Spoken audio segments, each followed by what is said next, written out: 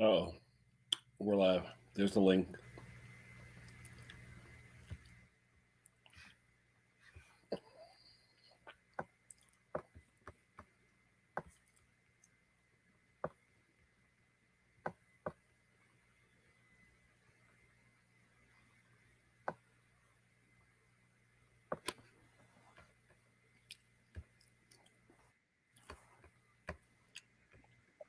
Yo, Yo, now where's Hank? I picked a great day to miss it, huh? Yeah, Oh, hold on, it's me. Sorry. Where's Hank? oh, He hasn't been on Conkers. well, I saw him this morning. Yeah, me too. But huh, he usually doesn't miss a stream. No, I don't know. Maybe did he go see Everly? I don't know. I thought that was tomorrow. Yeah. Hmm. I tell you today though, I screwed up so bad, Klaus. Oh my god, What? What? I didn't even have to go to Tractor Supply. The trip I made. Oh my god. Yeah. What happened? Well, remember I said I'd get space the engine up because centerline was different. Uh huh. Centerline wasn't different. I even measured it and looked at the specs. It was never different, right? What I forgot to do was look at the engine that was sitting on my bench that had the idler pulley for the drive belt. Uh huh. So if I put the idler pulley on for the drive belt, you can adjust it. It's fully adjustable, so the belt wouldn't be loose. It's not that it was too low; it was that I didn't swap the idler over. Most idlers are on the snow thrower, not on the motor. Yeah. This was bolted to the motor. The motor was inside on my bench. When I put everything together, I'm like, oh crap, it's too what? No. So I went there, bought bushing, spacer. Got it working great. Got it working totally great. Then I Yeah. go inside. I go, hey, you guys want? I was doing a video. I said, you want to see the old engines? So look at the engine. I go, oh shit. So I tore everything off, put it all back together, but Yeah. wasted 2 hours of my time. But Yeah. hey, it's going to be a good video because I'm going to start it out with I screwed up royally. Enjoy. Yeah. So No, but I mean, it's that I think, and I hope that people that does this for a living, they have the same moments yep. because that's when you really learn something, isn't it? Oh, yeah, but stupidity though. I mean, if the engine was outside, It's not. still It's in not. the thrower, if it was still Yeah, in the thrower, I would have seen it. Oh, no problem. Would have been 1 hour, complete job done, but not 3 hours. but it's not. It's not stupid, Kenny. It's just because your mind is focusing on one solution, Yeah. and the solution is actually somewhere else, and So it is. I hey, mean, lesson learned. yeah, I like yeah. going to Tractor Supply. I showed everybody Tractor Supply, so that was fun. But anyhow, there's the link Uh, there. Whoever wants to see the link and come on yeah, up, feel yeah. free. I haven't eaten since 6 o'clock when I was at breakfast. I'm just having a little ham sandwich. Oh, jeez. Normally, Klaus, I'd come in at 2, 3 o'clock. Boom, big gavon, plate of food. I wasn't even really hungry, to be honest with you. You know? Oh. Well, you got to make sure you eat something, otherwise, yeah, your body starts to conserve, and that's actually you don't want it to do that. You want it to burn stuff, right? Right then. Yeah. Yeah, Michael's right. Only those who do nothing don't make mistakes. There you go. That's true. Exactly. But what happened? Hey, no, but does anyone know what happened to Conker? What was it? I wasn't here. What was the deal? His computer crapped out. Oh. Blue screen was of death. Stella doing? Stella was like going through it with him? Yeah, because he had the blue screen of death, and she was. Really? Yeah. Boy. Oh, yeah. And she was trying to have him either restart it, and it would restart, and it would crap out within 5 minutes again. Wow. So yeah, he was and then he got it on the phone. It didn't work well. What, you got a virus, you think? Some virus or? Don't know. Can be anything. I mean, even my stupid computer here, just at the end, it just crapped out on me. It just stops. Yeah. I don't know. I know what's going to happen. One day I will lose my temper and it'll go straight into the recycle bin. I'll go get another one. It's usually what happens. You know? I mean, the way the technology is, you're supposed to get one every 2 or 3 years anyway, right? Well, the way the technology is. And I bought this one as a refurb one, fully warranted, and I have had it sent in once. but it's they we couldn't replicate the problem. No, because you haven't been staring at it for an hour and a half when it happens, you know. But I don't know. I'll just I'll lose my temper one day and it'll go straight in the bin and I'll go get another one. It's usually how it happens. Because the laptop I use is not the same I use in the shop. Okay. The shop one is a real cheap one. Mhm. Because all the dust it gets and all the I got a Chromebook on my worktop, so that way I don't care if anything happens to it. It was $120. Yeah. But all the stuff I did today with the bushing this, and I'm like, you son of a gun. I'm like, but you know what it is? Like I said, if that motor was in there and I did it all in one shot, I would have seen everything and it would have gone smooth as silk. But what killed me was I'm saying in my mind, am I losing my memory? Because I thought I remembered looking at the distance, actually measuring the distance, and it was good. And I'm saying, why should it be different? You know? But I think we all have. Hey, didn't I see you just a little while? Yeah, didn't we just see you before? You didn't see me. We've been doing all kind of traveling from Denmark to Ontario, Canada. It goes real fast, doesn't it? Mm. You did, Wayne. You did a great job covering for Conkers. That was nice of you. That was nice of you. You could have crapped out and say but you didn't. That was nice. I was freaking out. I got to tell you, I was almost at a loss. And I said, I better start talking here. Dead air, no good. Yeah. How was the dog whisperer there today? The dog. Oh, Mick. No. Well, he was in the chat a couple of times. Yeah. Okay. Yeah. You know how dog owners are. They are not reliable. I tell you, I tell you though, when he had Ethan's dog over the other day, that's a hell of a dog. Oh my God. Yeah. So Kenny, in your video on that snowblower, what did I see at 3:55 or whatever time you know what, Wayne? I don't know. I look and I seen something silver in there, and I said it looks like an angle bracket's hanging on the inside. Now, unless it was a reflection, maybe a reflection in the lens. Yeah, gotta be because. Yeah, I looked in there. There was nothing there. Because I figured if there's an angle bracket hanging on one of them blades and you fire that thing up and you engage the auger and that thing comes flying out of the chute, it's going to kill somebody.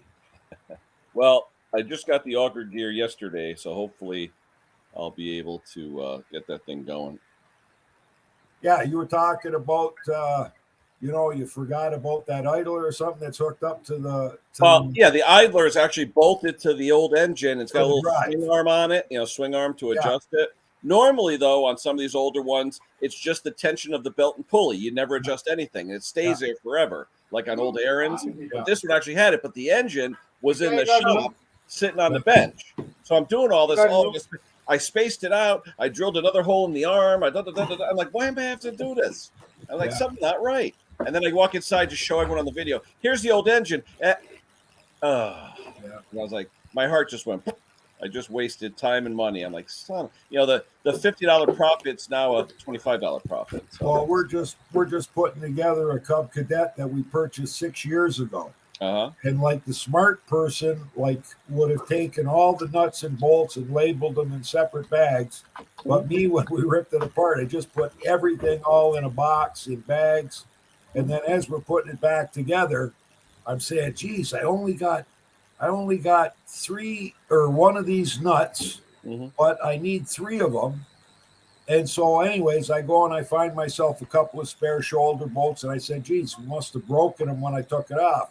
But then as I'm sorting through the rest of the box, I see there's a steel bracket that goes inside the chute and it's already got studs on it. So that has to fit. So now I got to tear everything apart, put that piece in. That's what happens when you work on something days, weeks, months later. Yeah. I mean, our memories are good, but they're not that good.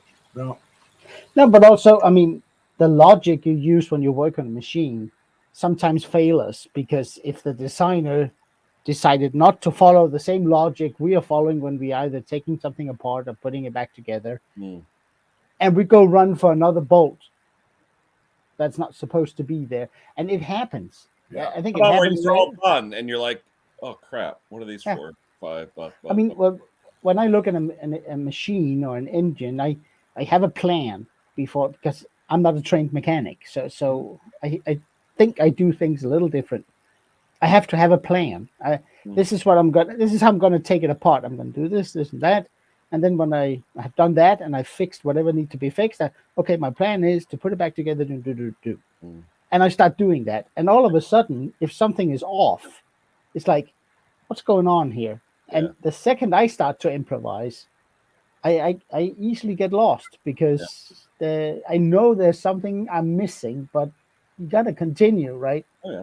Unlike Wayne and Jake, though, where I'll have 17 projects, and 99.99% of the time, I know where everything is, I know where everything goes, but it's that 1% that kicks you in the ass. Yeah. And they do. And same thing with chainsaws. I mean, you have that chainsaw, you have it tight, you have it, it's good to go. You put it back together, the sucker won't start. You know? That's why we quit working on chainsaws. No, but and I can understand that. I really can, because it's. I have started taking a diagnose or inspection fee. Yeah. So I tell people, you know what? The second I touch it, it's going to cost you the equivalent of 40 pounds, which is like, I don't know, $60, $50, $60, and that doesn't. Then we at that point you are out. Yeah.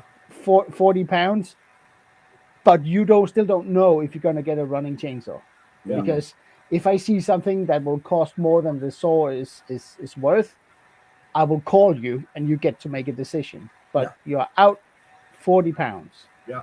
See the spacers I put in? Yeah, nice. The spacer didn't need them. No, they're good looking. They're beautiful. And think about it. How easy it is to clean when you spill oil during an oil change. No, but you know what I do?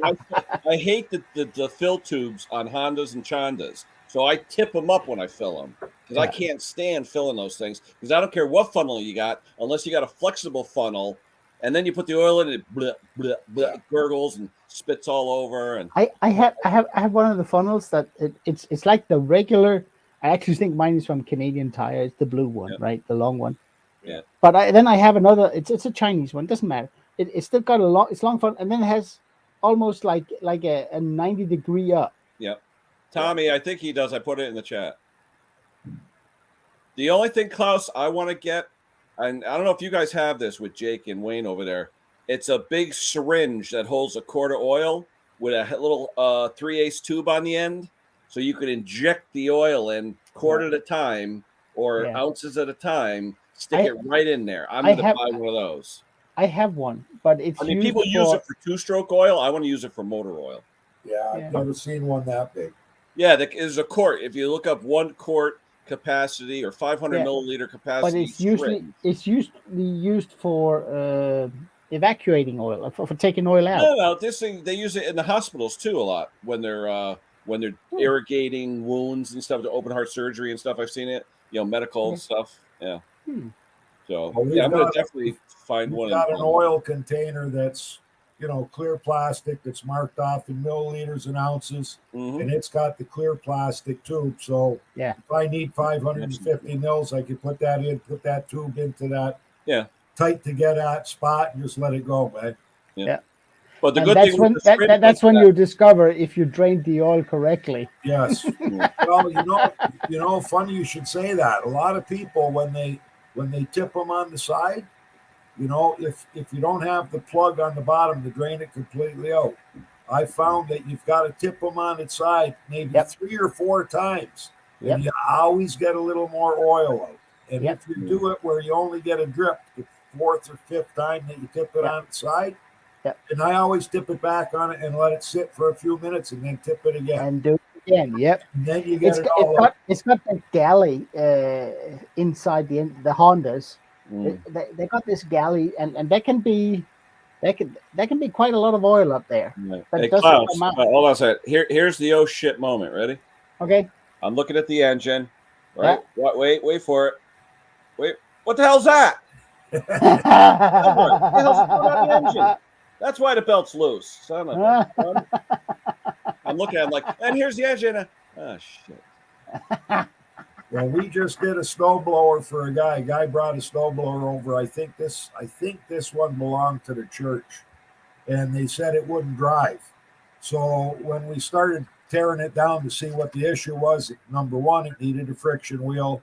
Number two, all the bearings in it were shot, all the bushings, so we had to change all of those. So now we got it to where this thing is going to run perfect, right? You fire it up and it's driving, but I can hold it back, right? Like I can actually hang on to it. I haven't got any snow. I can hang on to it. Yeah. Something's not right. So take the belt cover off. Yeah. Take a look at it. I'm looking at it, and I'm looking, and I see the drive belt, and the drive belt's nice and tight, but the idler pulley that's supposed to put the tension is on the wrong side of the belt. You follow what I'm saying? Yeah. Yep. So what somebody had done was they put a tighter belt. I don't know why. Oh, don't you hate when they do that, especially on the auger where it spins all the time? Yeah, but they put a tighter belt on it. Yeah. It's the wrong size belt. I had to put the proper belt on it and then swing that idler all the way to the other side so that it put the tension on. Yeah. And I've seen when they have it flung the other way, it's just going ding, ding, ding, ding, ding. Yeah. Well, this one, somebody put a belt on that was so tight, I don't even know how they got it on because I couldn't get it off. I went and cut it off. Yeah. Hey, there's Dick. Hello, Dick. How you doing, my mate? Hi, Dick. Yeah. Well, it is what it is. It's if you don't get those funny moments or those aha moments, I mean, just changing oil would kill you from being bored. You know yeah. I kind of like when I have those. I particularly like the chainsaw that won't start because that's when the little gray ones really start to rotate. Oh, yeah. Yeah. I just said to myself, if I didn't pull that stupid engine into there because of the no start condition, we've been discussing this for a couple of days. I bought that yellow spark tester and everything, and that's why it's sitting on the bench. I'm going to take the flywheel off and see if there's any kind of shear in the key or anything because everything else is perfect. We replaced the head gasket. It's perfect. The fuel is brand new. Carburetor, everything's perfect. Compression's 90 pounds. I mean, everything's perfect, but it's just not kicking. It's kicking, but it feels like the timing's off. Then I looked at the flywheel quickly. I don't see any shear, and I'm like, what the hell? But it's one of those weird L-shaped keys, so maybe something's there. I don't know. Yeah, could be. I mean, the ones that throws me off, or has thrown me off, and probably still will, is when you have a poor run condition on a 4-stroke engine. Mm-hmm. The difference between in terms of observing the engine, listening to it, playing with it. Mm-hmm. If you got a rough running, whether it's spark issue, / valve issue, or bad carburetor issue. But I did leak down, I did valve check, I did spark. Everything was perfect. But for me, that's extremely difficult to distinguish between which one is it. Well, leak down first. Leak down will tell you valves versus rings versus this. It will. I mean, and then you got good valves. Okay, you can forget those. Yeah. You I got could great have compression, new head gasket, everything's perfect. Fuel carburetor is fully rebuilt. Spark is crisp and blue. It measures 20,000 volts. Everything's perfect. Do you remember that? Do you remember that? Yeah, but do you remember that 2-cylinder brakes I had in? Yeah. That was running like crap. It had a lazy cylinder. Yeah. It would spark. Mm-hmm. It would run. Mm-hmm. But the second you disconnected the good cylinder, it would stumble so fast that you just loaded it just a little bit. Adam, it's all stock. It's never been apart, as the original owner. Yeah. And I thought that's a valve issue. I mean, I have a valve issue because I had a spark, a visible spark. Yeah. Carburetor looked. I mean, the thing started right up and all that. I did a valve job on it. Didn't help a thing. Yeah, I thought you said the issue it ended up being carburetor, wasn't it? It was. It's 2-barrel carburetor with one bowl. The Nicky style, or the Walbro style. I actually think it's a Walbro. It's a dual carburetor. Oh, it's got the single little bowl on the bottom. Yeah. Yeah, that's the Walbro style. And the main jet for that cylinder was clogged. But the thing when the guy brought in said it was running, it's been running great. All of a sudden, it starts to stumble. I actually had a John Deere fuel filter, the element break down and a little piece of the fiber clogged that little teeny jet in that Nicky 2 barrel, and one cylinder wouldn't run. Yeah, you don't want to save money on buying cheap filters. No. Definitely not. Video machine off a generator.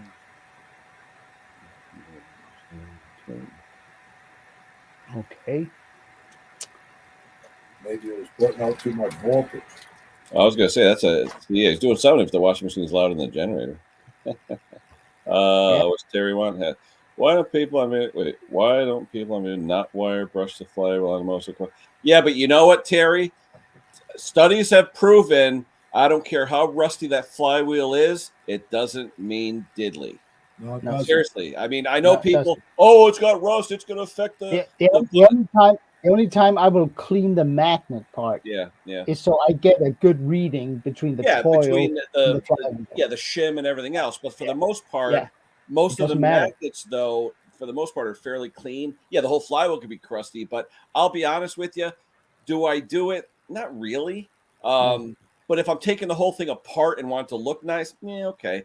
If I'm painting the flywheel or something, if I'm doing an engine rebuild, I'll clean it off, make it look nice. But most of the time, the smaller engines are aluminum flywheels anyway. It's the older ones with the cast iron. And by then, especially when they're sitting outside, rusty, crusty, at all time. And you can't see them anyway. So it's I mean, we got one in, of course. Yeah, you don't have to. But hey, to each his own. We got one in where the flywheel was actually rusted to solid. Yeah, solid. Solid. Yeah. Oh, yeah. Solid. If the engine's locked up, the coil's rusted to the flywheel. We got it for free because the guy said it was seized, and he bought a lawnmower off us, and he said you can have this when it's seized up. Yeah. So normally I take everything apart to save parts, just in case I need them for another one. Yeah. And as I'm taking it apart, as soon as I took the cover off, I saw all the corrosion around the coil and the flywheel.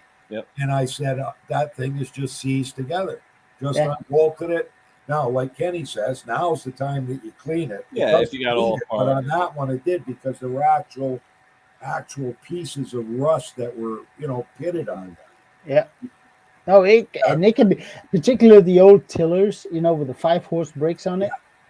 Oh man, they can be, and when you yank it, it's like solid. It doesn't move a millimeter, and it's clean. Hey, it could be. Yeah.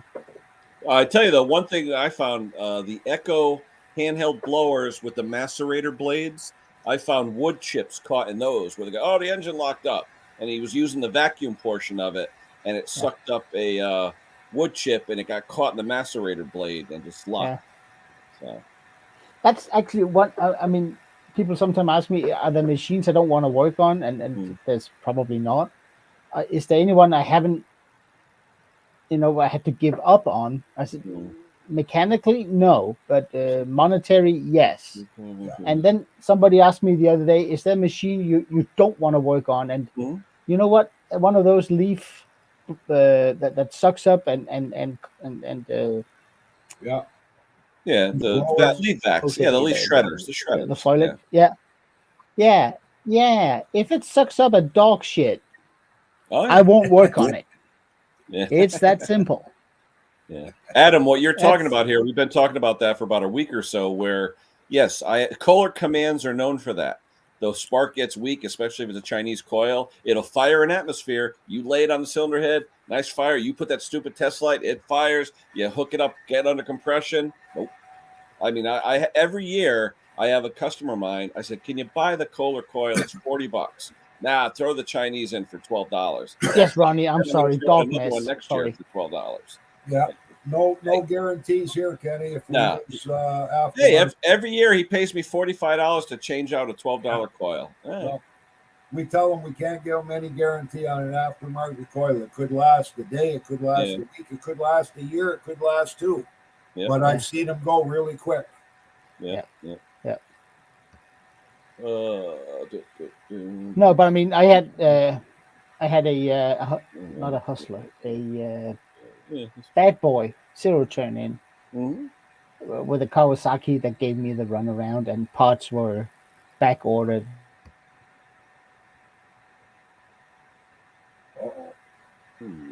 Close froze up. It's the curse. It's the Conker curse. We got a new thing out. It's called the Conker curse. Everybody's freezing up. Close. Yeah, Kenny. Yeah. Another one froze up. Another one froze up. What happened, Klaus? Yeah, the most important thing with the ignition coils when you're resetting your gap and everything is making sure that the stand-ups, that you polish them up, because a lot of times you get corrosion between the aluminum and the coil, and you're not getting a good ground contact to the coil. Yeah. Yep. I tell you, lately too, Mickey and Minnie, they get in there, they chew the coil wire, they chew the kill wire, all that stuff. Yeah. Yeah, we bought some of that. Hey, Jeanette, how you doing, hon? How's the bacon world? Good to see you. As long as they don't eat up if they just eat into the insulation, they don't damage any of your wiring. You're using some of that liquid electrical tape. Yeah, you guys want to watch anything good bacon? There you go, Jeanette. Good bacon stuff. Good bacon. Right. Every week I get hungry watching it. Just texted. Yeah, Briggs has been back ordered. 80% of their crap has been back ordered lately. It's ridiculous.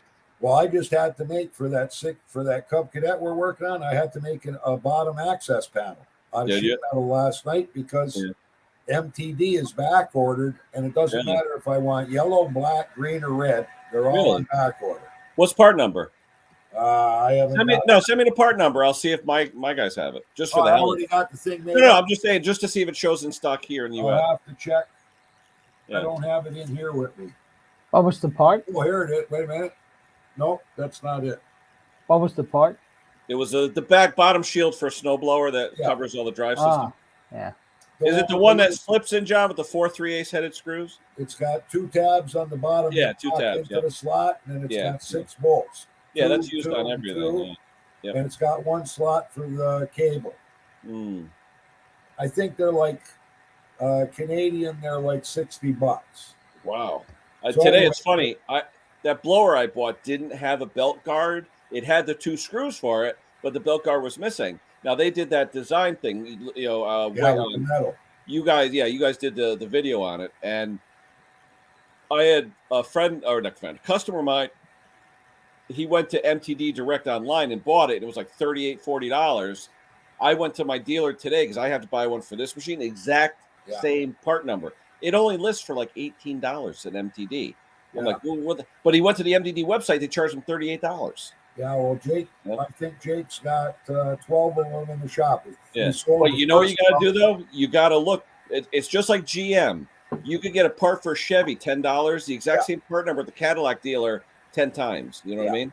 So if you buy the Cub Cadet, the MTD, the Troy Built, the white, it depends on which brand you're buying. Same stock, different package. Yeah. So you got to watch. It's like VW and Audi. Oh, yeah. Well, VW owns what, like 30 brands? It's crazy. Yeah.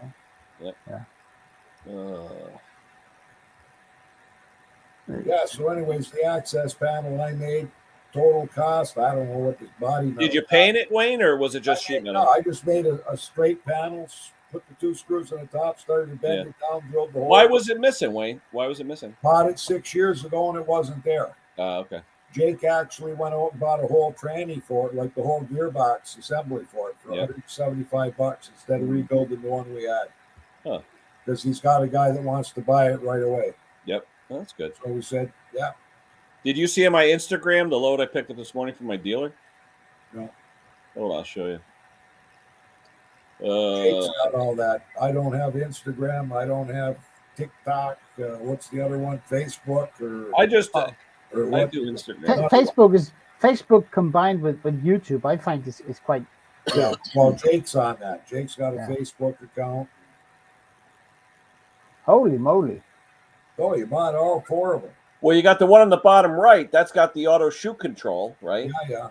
You got the auto shoe control. You got the little one. Then you got the lawn boy, and then you got the other. But right there, if you look at what I paid him, it's about $37.50 a piece, $150 for all 4. Good deal. Oh yeah, and 2 of them still have the holes in the auger paddles, so they still got good meat on them. So I don't have to replace those. So Yeah, it's going to be cha-ching for me. Yeah. I can't. I bought. There was an auction sale, like a I don't know, Chapter 11 sale, whatever they call it. I bought two new old stock. They were a year and a half old, but they've only been in the showroom. Two Toros with electric start. One of those single stages. One Honda. And one Hola. brand I don't know what was. It took me almost 3 years to sell them here. Really? People don't buy them here. See, with us here right now with the snow, the first good snow here, everything's gone in a day. Yeah. Hola, señor Bruce. ¿Cómo Hi está? guys, I tracked you down. Good. Not hard to So anyway, find. I'm going to pack it in because I'm starting to lose it physically here. So That's all right. got a this crazy cough. Trudy says you're coughing into the mic, and I go, yeah, I know. Well, you could listen to the madness. Yeah. I'll just mute for a minute. It is right. But Bruce, are you improving or has it topped yet? No, not yet. I'm not. Okay. You got another 4 or 5 days on the medicine? Yeah. Yeah. And they say it lasts 10 days in your system, so it'll be there for a while. Hey, here's Henry finally. There you go. Where the hell have you I was been? gonna say Not in the chat, not on the and coming I thought in maybe you'd go see fashionable Everly or something. late. What we want to know? We were concerned. Where were you? Got a haircut. Oh, righty. I got all pretty for Everly for tomorrow. Oh, is that tomorrow? That's good. What time are you going over, Hank? I really don't know yet. He's got to let me know when the feeding schedule is or whatever, Yeah. you know. Yeah. Well, tomorrow isn't tomorrow diner day? In the morning. Yeah, in the morning. Yeah. I should come. I tell you, those that don't know, he's got a nice diner. The view is wonderful. I've heard. I've seen. Let's just say peaches and cream. There you go. Yeah. And it's funny. We're sitting there, and the owner, he's worse than us. Yeah. We thought our eyes were popping out. The owner's like following around. Yeah. Well. Yeah. So what happened to Conkers stream? His computer crapped out. Yeah. It was a complete riot. It was great, and Wayne just swooped in and made a kill. That was good stuff. It was like you were the straight stand up guy. You know, it was just great. It was just hilarious, really. Yeah. And he had I looked, and Wayne was the only one there. Yeah, and he kept it going for what 20 hour and a half. How long was Conk around? Like an hour, or how long was he actually on? It was an hour and a half. Yeah. Well, the show was about an hour and an hour and a half. Yeah. Nice. Yeah. It was like dead air, and then I said I better start talking. You did. You did great, Wayne. That was perfect. It was funny. But I mean, it just goes to show that it pays to have good moderators on the stream, because all of a sudden Wayne is stranded right there. Mm-hmm. Yeah, you got, and then the moderator they keep asking questions. They get the guy talking. And I never got Conquer banned from YouTube either. No, as far as you know. As far as you know, yeah. So he was having a bad afternoon. Nothing that he was. Could get him after him. But to watch it all, it was quite interesting to see the stream survive as long as it did. Yeah.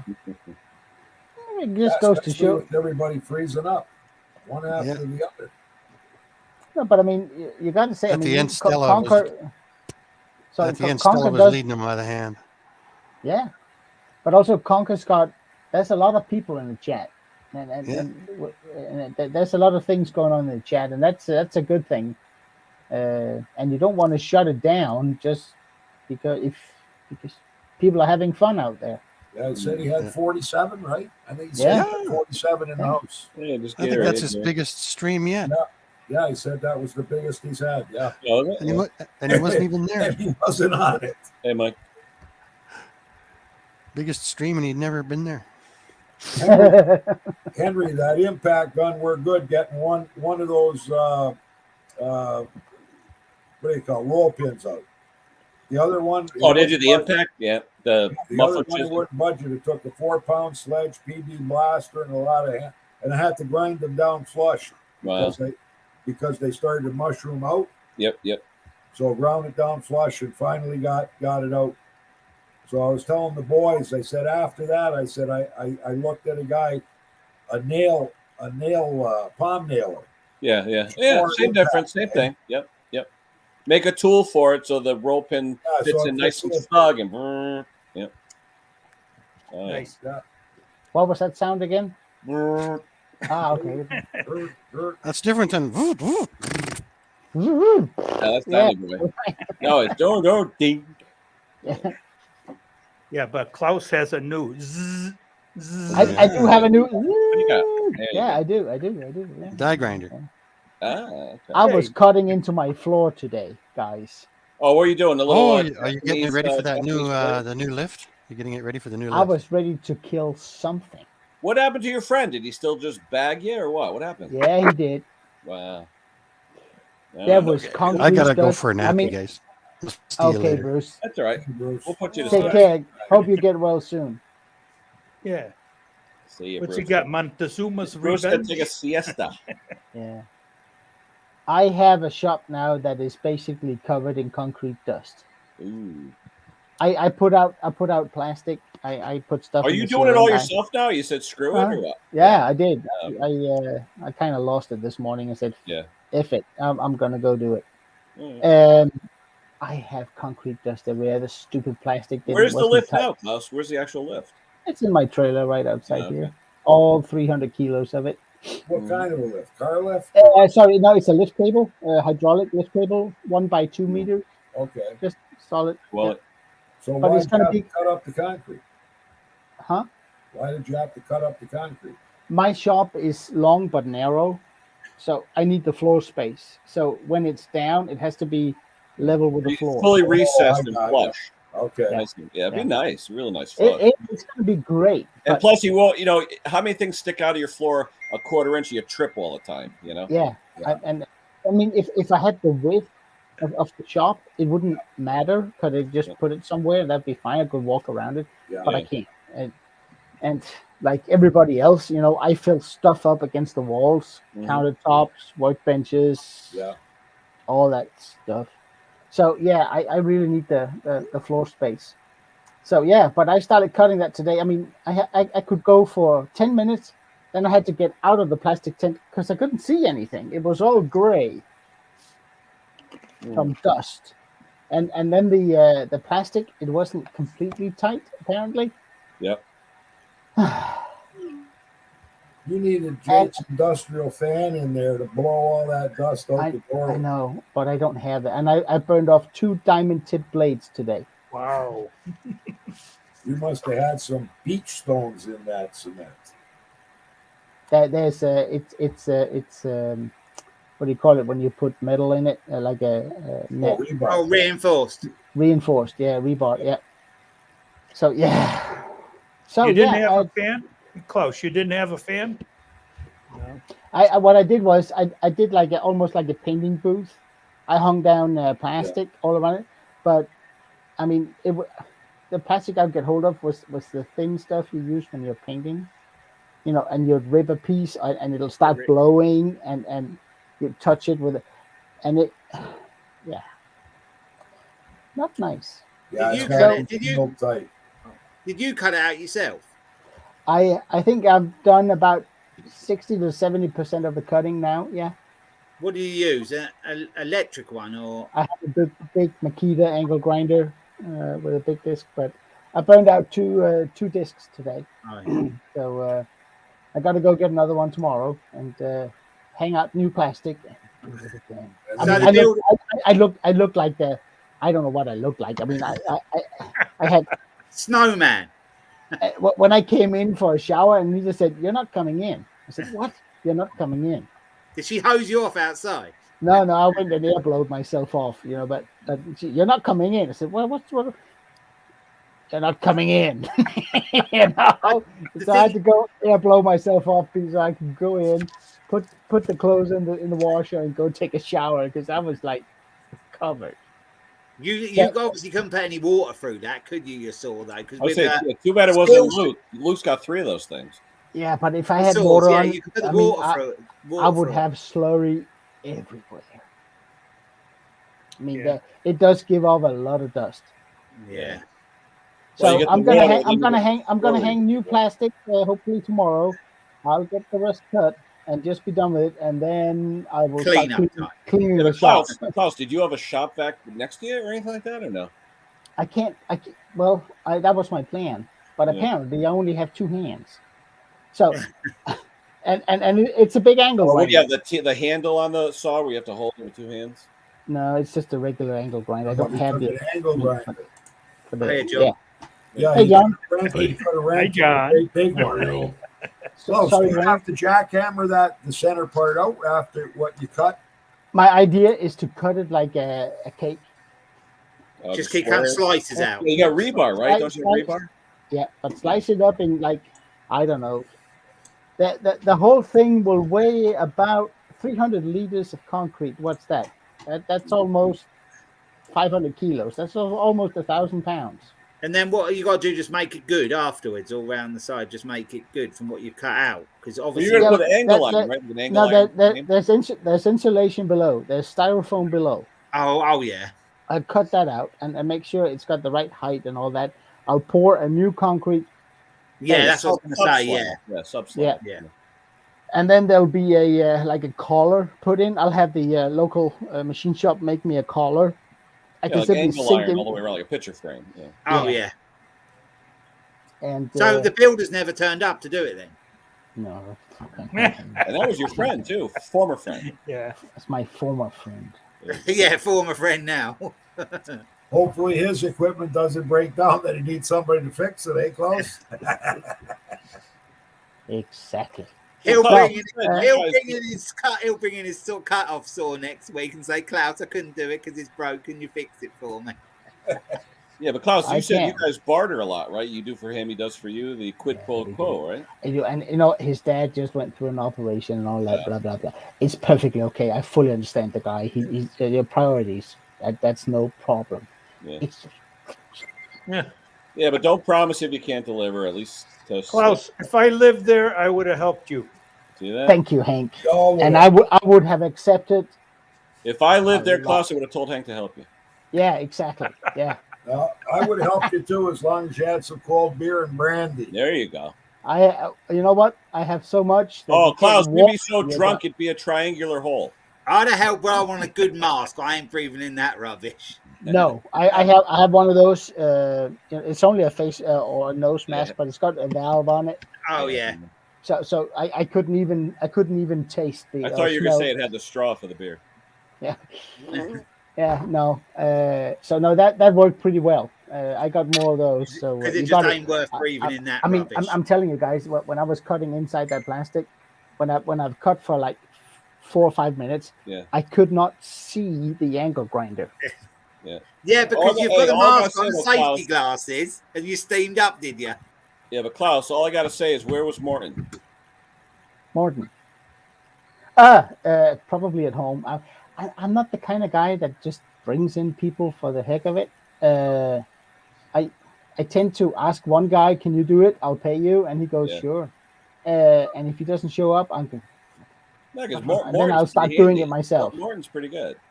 He is, but Yeah. I mean, yeah, it is what it is. I'll get that finished and get the Yeah. worst out. I'll clean the shop, and I just ordered a new shop vac because the old one apparently doesn't like concrete dust. I don't know what that's. Hey, all that Nothing the like Vanguard you're working on, what's that out of? What's that? Is that yours or what is that?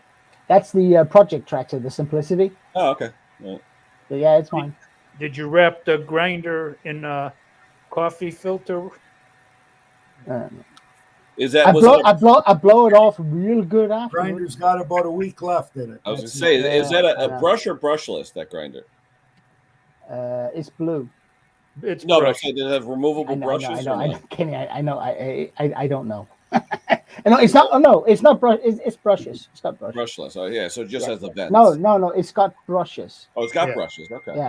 Yeah. What I do, Hank, is that I blow it off real good right after I've done using it, I start it up and I air hose until no more dust comes out. And yeah, I mean, I told you I got this thing since 2014, and this is the third time I'm using it. So yeah. Yeah.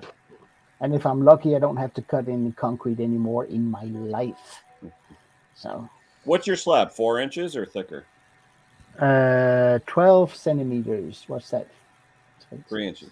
So I say 3 inches, about 3 inches. Yeah. No, 2.54 per inch. So about 5 inches. Yeah. It's Whatever like- it is, it's heavy. The blade will almost do it. Mm. But we'll see what happens. It's I may have to borrow a real cut-off saw and do the rest. I don't know. But we'll see. But damn, it makes a mess. Well, when I used to have the same problem. When I used to cut the concrete posts for fencing. See, here you go. Stan could have come over. There you go. Yeah, Yeah. yeah. See, Stan, There where you were go. you, Stan? Where Yeah. were you? yeah, Steen. Can I switch to Danish real short, guys, without Right, you go for screaming and stuff? Ja, Sten, jeg har jo skåret det der betondæk i dag, så der er en lille smule støvet ude i værkstedet. Det var godt, du ikke kom forbi i dag. Thank you, guys. Yeah, when I used to cut the concrete posts, I had the same problem with the mask on and the glasses. I just steamed up. I couldn't see what I was doing. So that's when I put the water kit on it and just run the hose to it, and then it kept all the dust right down. And I mean, if you were outside, that would be the way It's to go. harder inside, especially in your workshop, isn't it? It's more difficult because you just get everything wet as well then. And also, my shop, I mean, I live in a residential area, and my shop is actually a big souped-up garage, right? Yeah. I don't have anywhere to put my stuff if I can't put it in the garage, you know? Yeah. So, and I can't store it outside because it was raining all day, and it's not good. How long have you been on it up to now? How long have you been on it, trying to cut it out up to now? How many hours? Since 9 a.m. this morning. Oh, yeah. And it's now 10:30 p.m. Then I had to come in, get a shower, get something to eat, and talk to you guys. So yeah, it's been slightly messy, but you know what? I'm just gonna out the hell with it, and Your back must be hurting, isn't it? Your back must be hurting. Mm-hmm. And my knees, and Yeah. it's fine. I'll get it done and be done with it. It'll be good. You're just gonna move on. And there'll be a video on it. My camera is not near the workshop at the moment. I was going to say, I would have killed that camera. But you could do an overview. You I just will. just got a video gray dust. And like big cloud, and then come walking out with your grinder. Yeah. Saying, "Don't do this." I'm telling you, I'm telling you, Wayne. I was wearing a t-shirt or a shirt similar to this one. You could not tell what color it was, other than gray. I mean, even my phone was in a plastic bag. Hey Klaus, you have a steel roof or a flat roof, or what do you have on your shop? Flat roof. Okay, so there is no extra space then up top. No. So no. It's one of those jobs. Let's get it done and be done. Yeah, with you've got to do it. Amen. Do what you want to do, and then once it's done, it's done. You ain't got to do it no more, have you? Yeah. Sorry, John. Hey, John, quiet. But every 45 seconds, everybody freezes up. I guess it's something on my end. Oh yeah, everything's fine. I think it's something on StreamYard. Is it happening to y'all? Well, actually, Wayne is a lot better now than he was on Conkers. Yeah. Oh yeah. I feel a lot better too, Luke. He's clearer, and we can see him properly talking. He's in sync. Good one, Wayne. Yeah, I was in Mexico. I got this can going here. So Yeah. And John, if you John noticed, first. Stain just said hi, just in case. Hey Wayne, I gotta get a cup I of saw tea that. real Yeah. quick. So I said hey to him first, though. What's that? hey Wayne. In Danish. Aren't you impressed? I am. Wayne, you take over. I gotta go get a cup of tea. I take over. Here we go again. Your spirit. Here we go again. Started all over All right, again. talk Oh, amongst my yourselves. I'll be right back. Give away the farm. God. So now we Yeah. can start talking some small engine repair, right? Yes, sir. Absolutely. John, what's new in Mississippi? Or is John frozen? Look, he's moving again. John, What? You got to speak up. His hearing is cutting out John. from time to time. can you hear me, John? What? Always in I heard you just fine. Geez, don't be Well, rude. now you locked up. I can't hear you now. Now you're froze, John. Now Now you're froze. Yeah. Oh, you're back. Try it again real quick before it goes away. What's it like Went in away Mississippi right now? It's about 75 degrees outside right now. Oh, The that's sun's really- shining. We got a Really? big That rain warm? coming tomorrow. Supposed to rain all freaking day and all night. Yeah. You know, I'll take rain any day over this crappy weather we have here. It's like the sky fell down. Yeah. It's Mm. Well, what we had a nice day today. It was in the 50s actually. Hold on, I gotta go Googleize what Stan sent me. we're supposed to be getting up to 9-10 next week. That's degrees Celsius, and it's supposed to be drier, so that's good. So I might be able to get something done. Well, it hasn't been very cold here. But we got some snow, and then now it's raining, and everything's melting again. We actually went up to Scotland to Laura's grand's funeral the other day, and it was a lot colder down here than it was in Scotland. It was freezing down here, but in Scotland it wasn't freezing. So it actually was warmer up there than it was down here for a change. Oh yeah. By the way, you went to Scotland. You drove Yeah. up there. How did it go? Was it a good trip? And Yeah, not a bad trip really. Okay. It was all right. because you Just were talking about it was a long trip driving. it's 450 miles, so it takes a while. Yeah. Yeah. It was better than Laura's sister's husband. They decided they were going to hire a minibus to take the rest of Laura's family from down here up to there. So he sorted it all out. He had to drive quite a way to get the minibus before he even started. But he took them all up there, 9 of them, I think it was in total. I wouldn't go in the minibus because I want my own vehicle, and if I want to stop, I want to stop when I want to stop and all that sort of. Yeah. But he went up there, and Laura's second from youngest sister has got a little baby. So they stopped a couple of times, and they stopped about an hour for each time. And the other sisters were sort of looking daggers at her because they wanted to get going. Well, on the day they were going to come home, we left really early. We did. Well, they were due. Look, this sister with a baby was meant to be there at 9 a.m. to get in the bus and get ready to get off.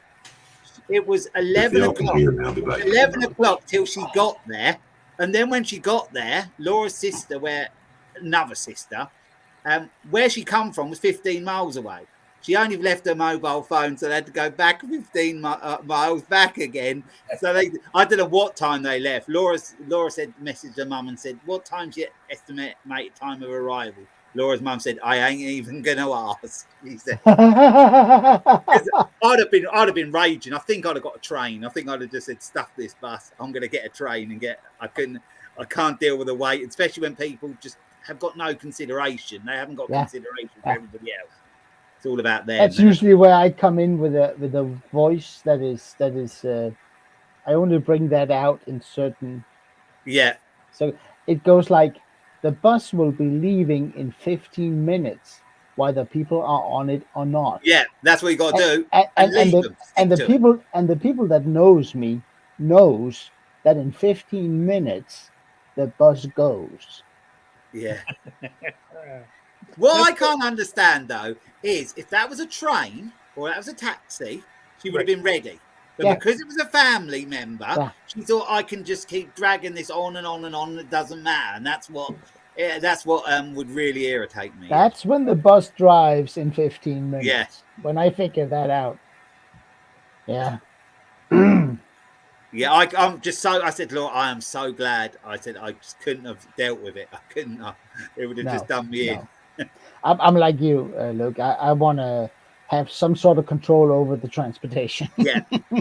Even our daughter said, we said about her, would you like to have gone? No, she said, no, I prefer to just go, the three of us. Because, we all live together. We know how everybody carries on and everything. We know stops and everything. And so it worked well.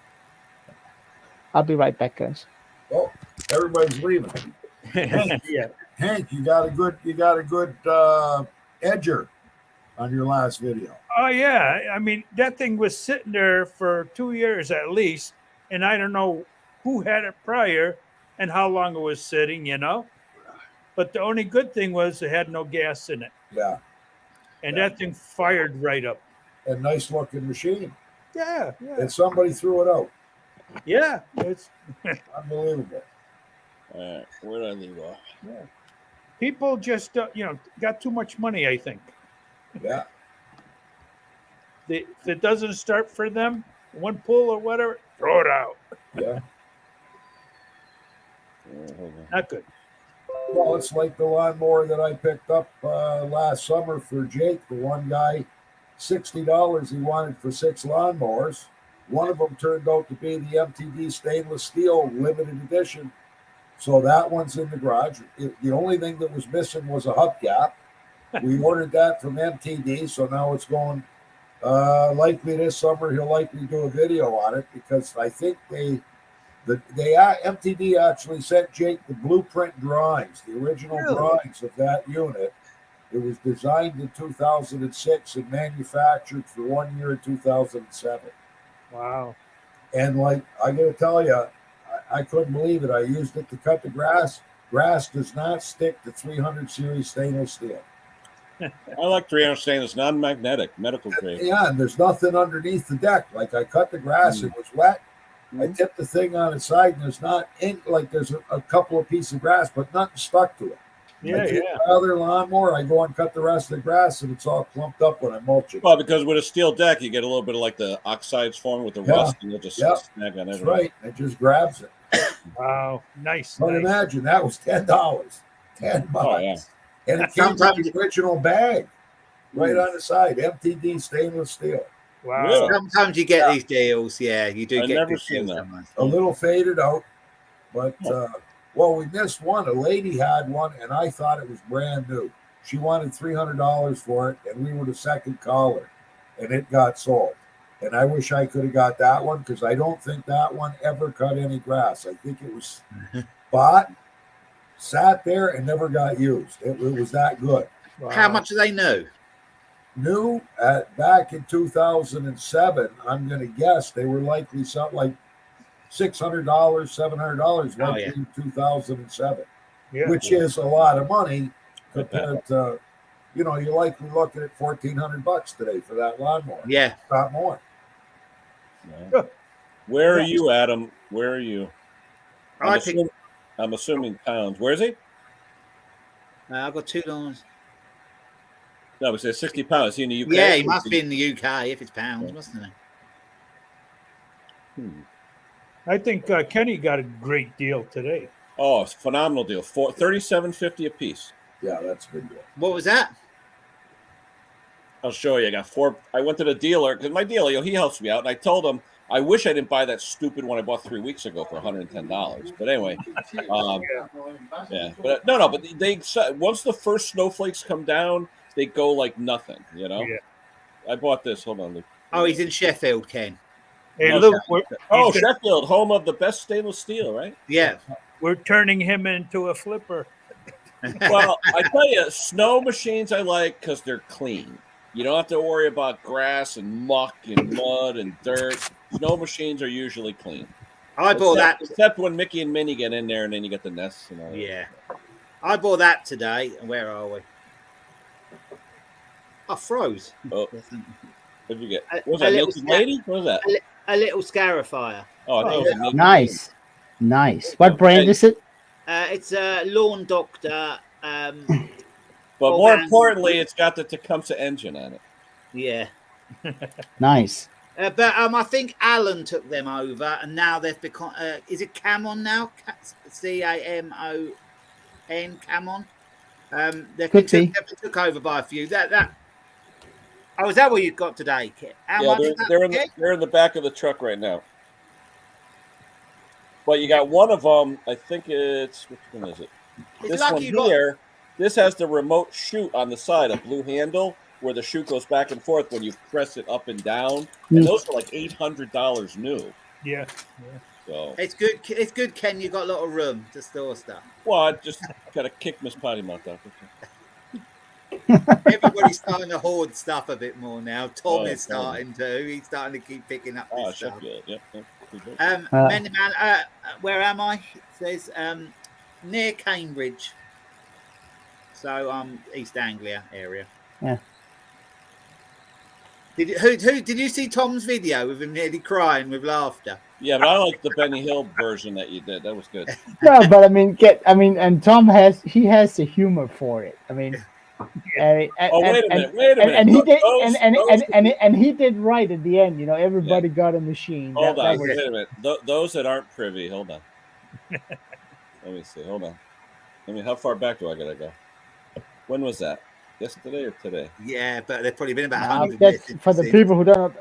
Tom goes to a recycling center to pick up machines. Which one did Luke? Where's yours? It was just under Tom's one. It wasn't far under hold on. that. I run it 3 times on Well, the okay. Here we go.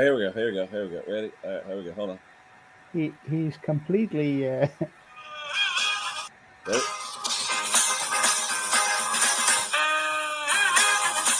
I don't get copyright. I don't want to get copyright. Anyway, yeah, that was good. I was looking at it, and then Tom felt bad because all the old people were like, "You son of a bitch." Yeah. I was saying you shouldn't have given the chainsaw. I said if they're like that, they're not safe to have a chainsaw. Yeah, really. Then he offered them all the stuff. Like, we don't want that shit.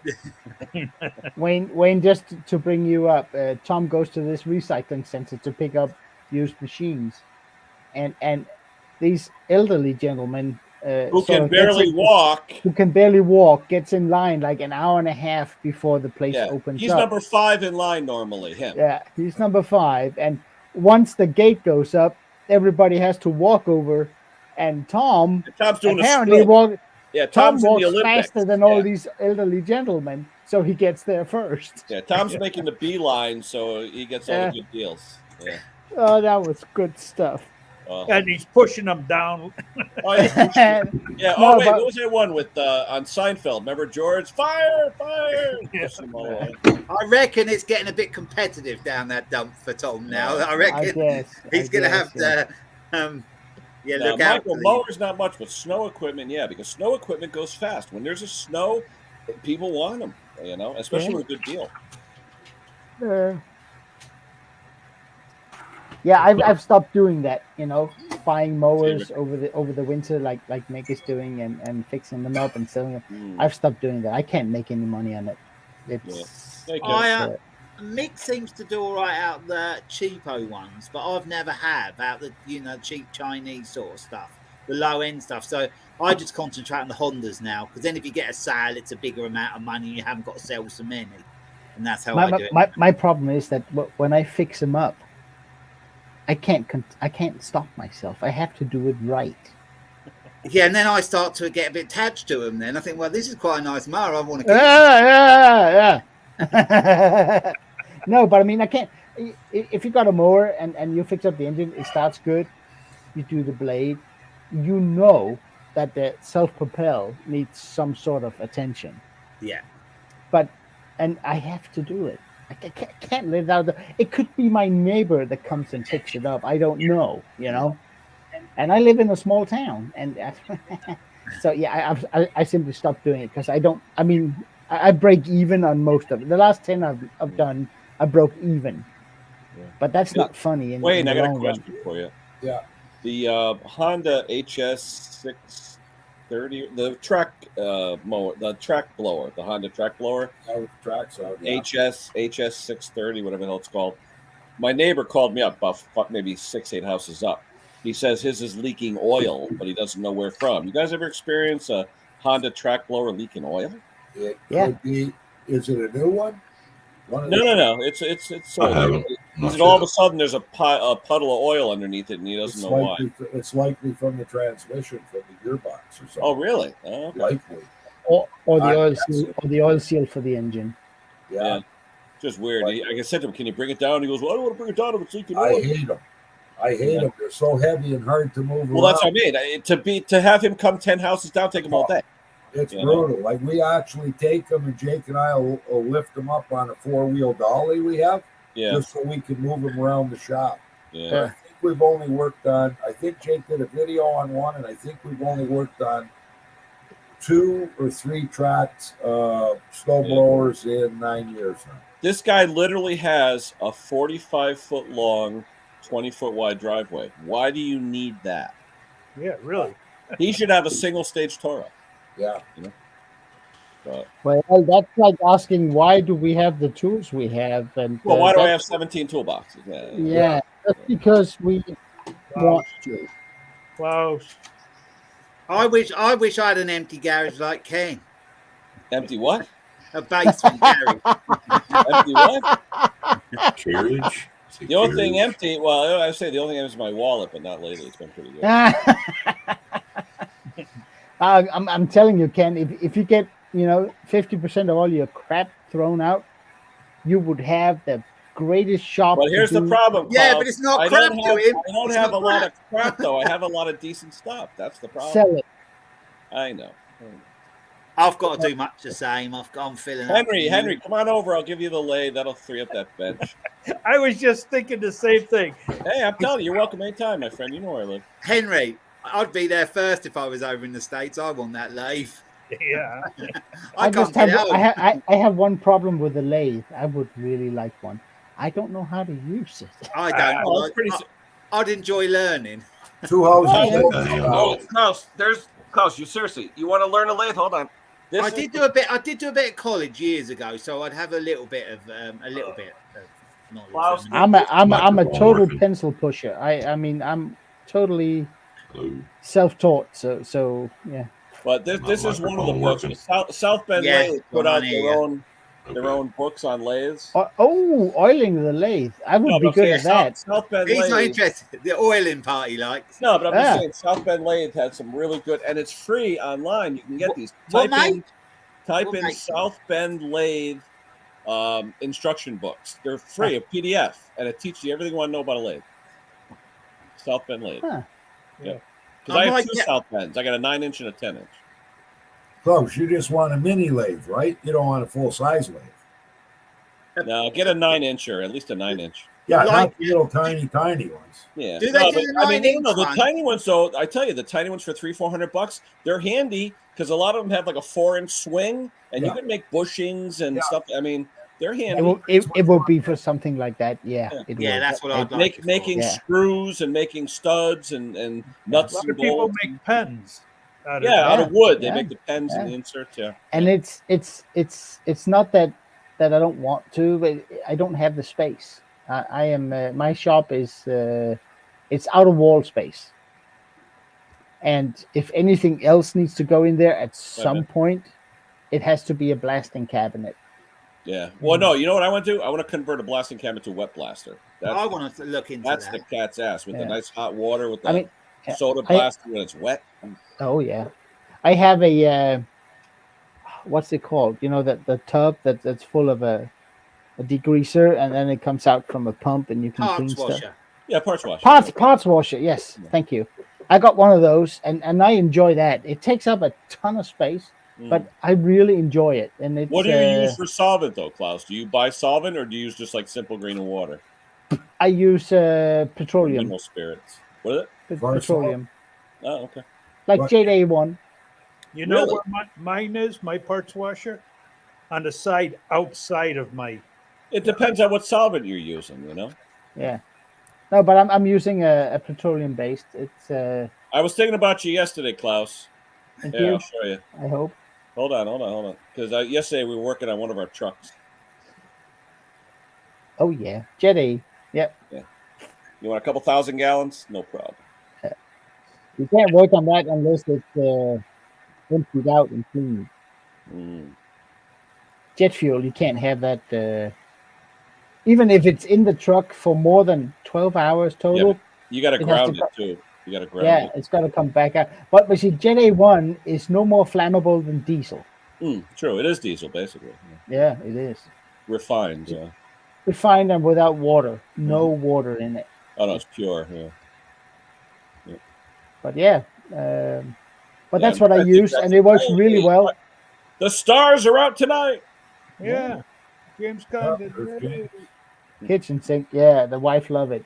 Yeah, right, James. Yeah, right.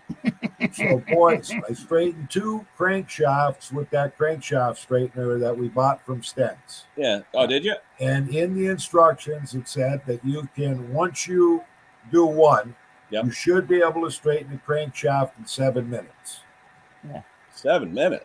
Yeah, that's what it said. So What's your hourly rate? 100? No, I'm just saying this is what they're telling you in the manual, that once you fool around, you get the hang of it and know how much to tighten that bolt. Yeah.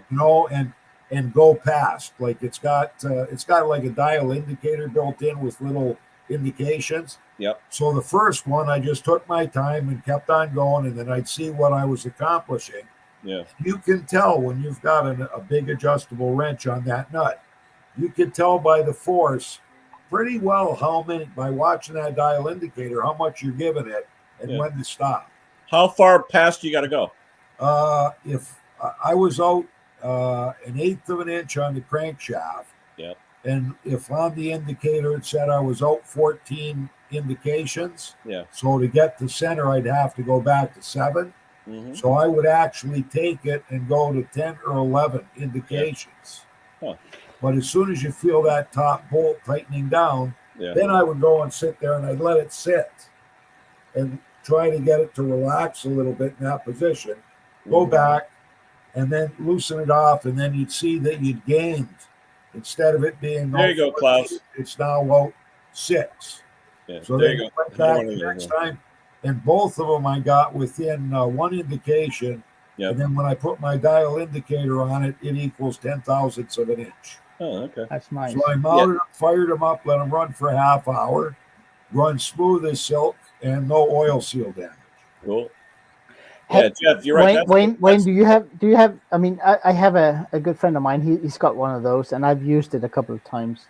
And on the Bricks engines, it makes a pretty decent result. But on the Honda ones, it's like it's a different metal. It's so much harder. It depends how long the shaft is. The one I got won't work on a short shaft. Yeah, how long was your shaft? More than 3 inches? Shaft is about for lawnmower engines, it's about the same. Yeah, almost about this. But I actually broke a shaft on a Honda engine trying to straighten it. Yes, I think you could. And I'm wondering if the crankshafts on the Hondas are, I don't know, if they're forged. Yeah, different. It's like a harder metal or something. Because on the Bricks engines, you do as the book says. I can't remember the numbers in millimeters, but it says go there and go past that, go back, do this and do that. And I did that, and I did the same thing to the Honda, and it broke the axle. See, I haven't done a Honda yet. Yeah. Hi, Stella. Hi, Stella. How is everyone? Good. Hey, well, we're pretty good. Hey, what the hell? What's Jim doing? Hold on. Am I breaking up, or or are you guys breaking up? A little bit of this, little bit of that. It looks like you got a little jaundice there, but other than that, you're all right. That's the yellow glasses. Well, Mr. Wayne, I just wanted to really come on and say you are the bomb, sir. You were able to keep that live stream going. I was dying when I heard the silence. I said, I better get talking. You get to it, man. You are the man of the hour. You should do this more often. Okay. He'll leave the streams tonight really proud of himself. I gotta leave because I smell my pierogies are ready to eat. Really? There you go. Take care, Who Wayne. knows what we're talking about? See you later, Wayne. Okay, Thanks, good. Wayne. Enjoy the pierogies. Will do. Yeah, good stuff. Good food. Actually, in Ukrainian called petahet. Better. Nice. Jim, what are you delivering something? No, I'm putting it in storage. I got to make space. You guys are all talking about how you're running out of space. Well, I'm out of space. Hey, bring it on down here. I got space for it. James, I'll give it to you. James, you're supposed to sell them. Well, this one, the subscriber dropped it off and said he was going to come and get it, but it's going to be a little while. You gonna put a tarp on it though, Jim, or no? It'll be inside. It'll be in the storage locker. Wow. So you're charging for heated storage? No, it's not heated. Yeah. I told him I'd keep it till May. After that, I'm selling it. May, jeez. Well, yeah. I got How much you want for it? I thought that was James Condon's feet and legs. That's what it looked like to me. $250. I'll tell you what. Who watches James's What is legs? that? A 5,000, Jim? No, it's only a 4,000. Stella, who's watching James's legs? What? It's a That's all I can generator see. channel. I'm sorry. Yeah, that's all we saw was your legs and your crotch, Jim. So that's all. Oh boy! There we go. There we go. Yeah, we've got issues with all this. That's some nice looking legs there, James. Thanks. James, check out my video on storage, making storage out of a trailer. Oh, I've already done that. Did you?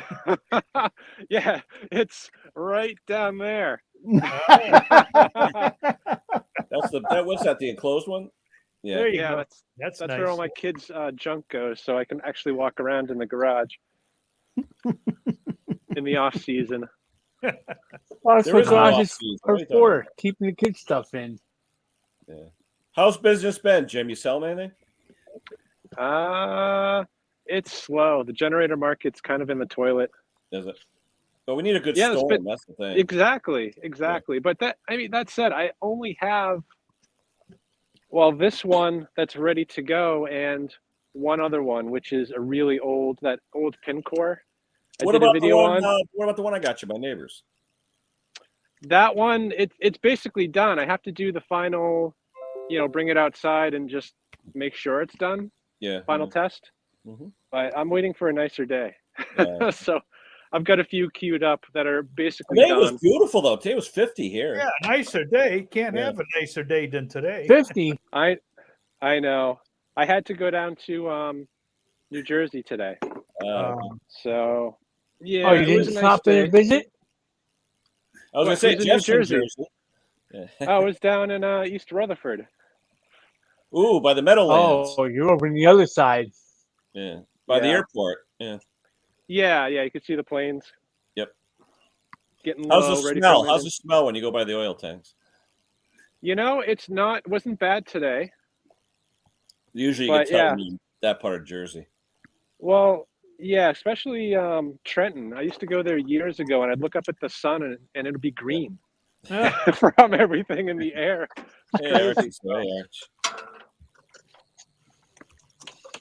Yeah, yeah, Trenton, you don't really want to go there at night, that's for sure. You don't want to go there during the day either. I don't want to say that.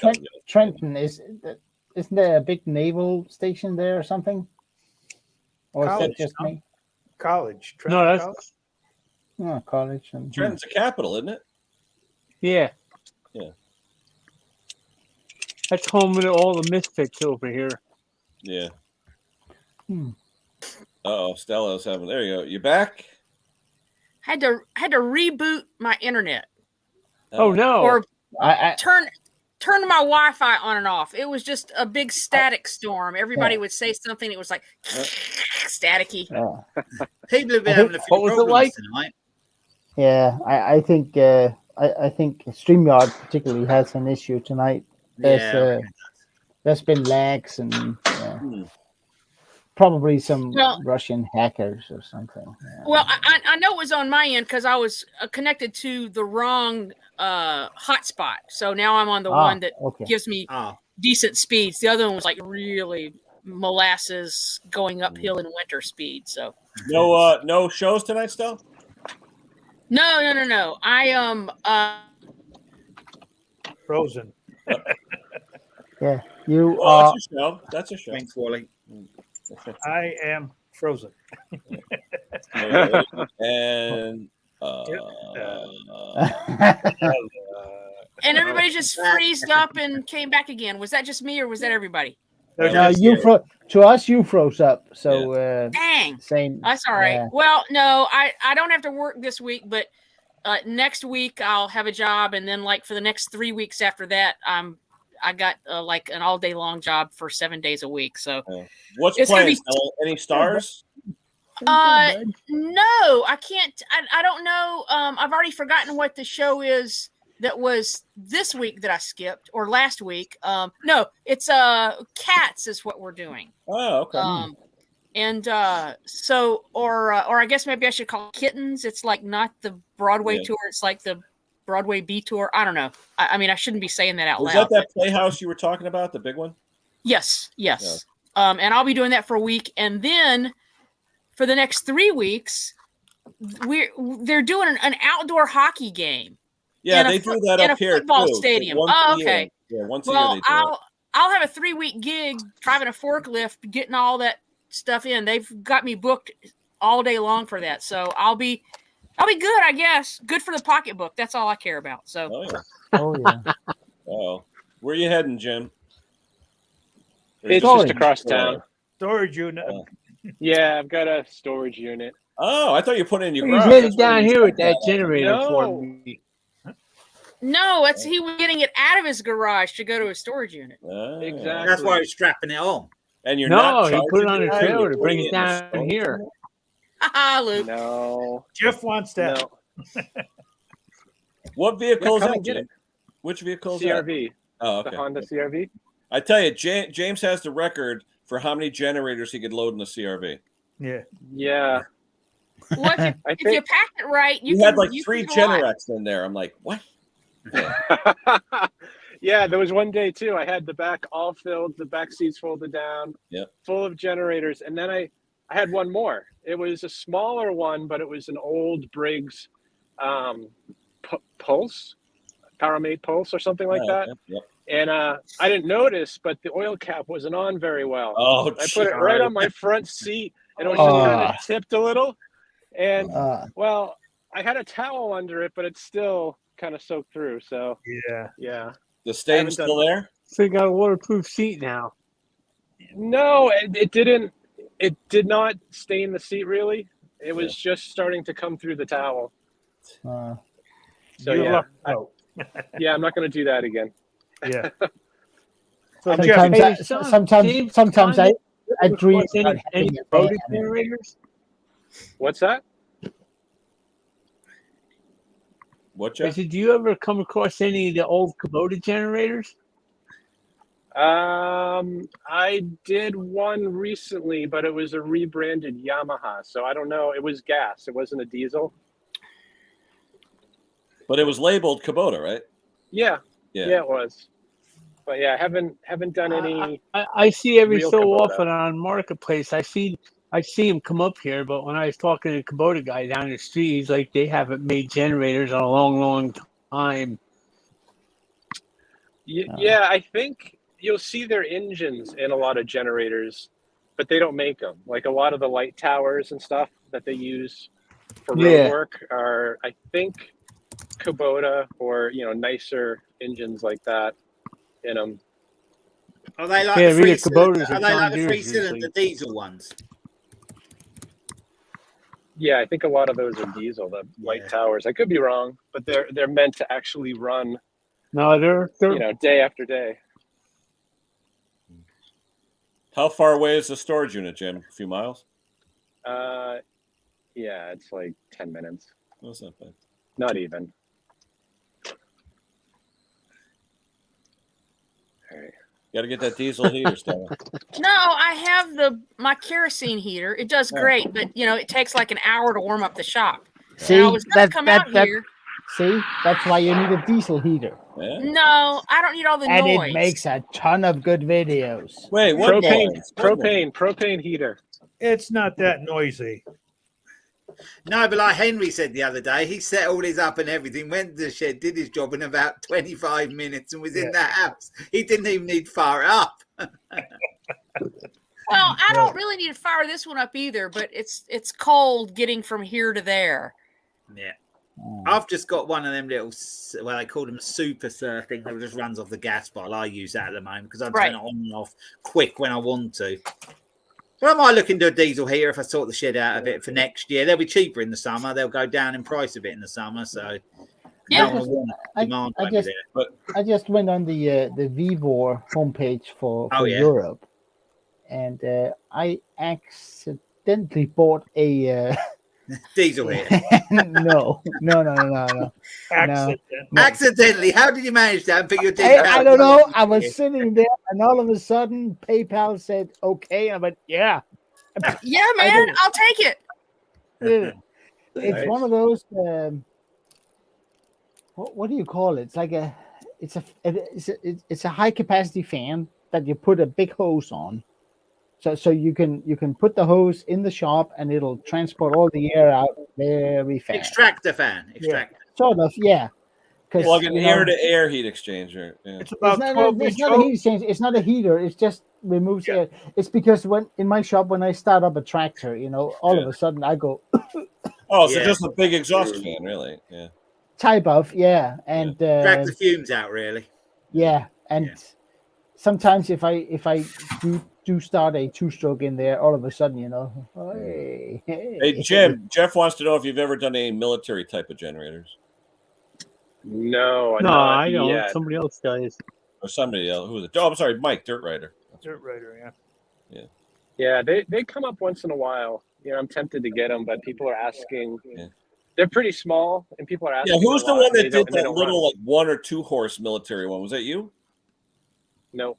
Yeah, somebody did a little I think maybe Terrell did. It was like a 1 or 2 horse. Yeah, Terrell. Yeah, it was a military, but very, very tiny. It was only like 1,000 watts or 900 watts or something. Yeah. There's right. Ken. Hello, Ken. I thought about getting one in the military one time, but they're like an oddball setup too. Yeah, they're well built, but I'm not sure what the availability of any parts would be. Yeah, I wondered that. Might be difficult. Okay. I'll look at that, Robert. I'll take a look.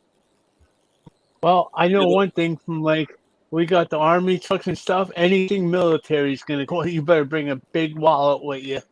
Yeah. And a big truck. Although sometimes when you go to the army surplus stores, you can get good prices on stuff.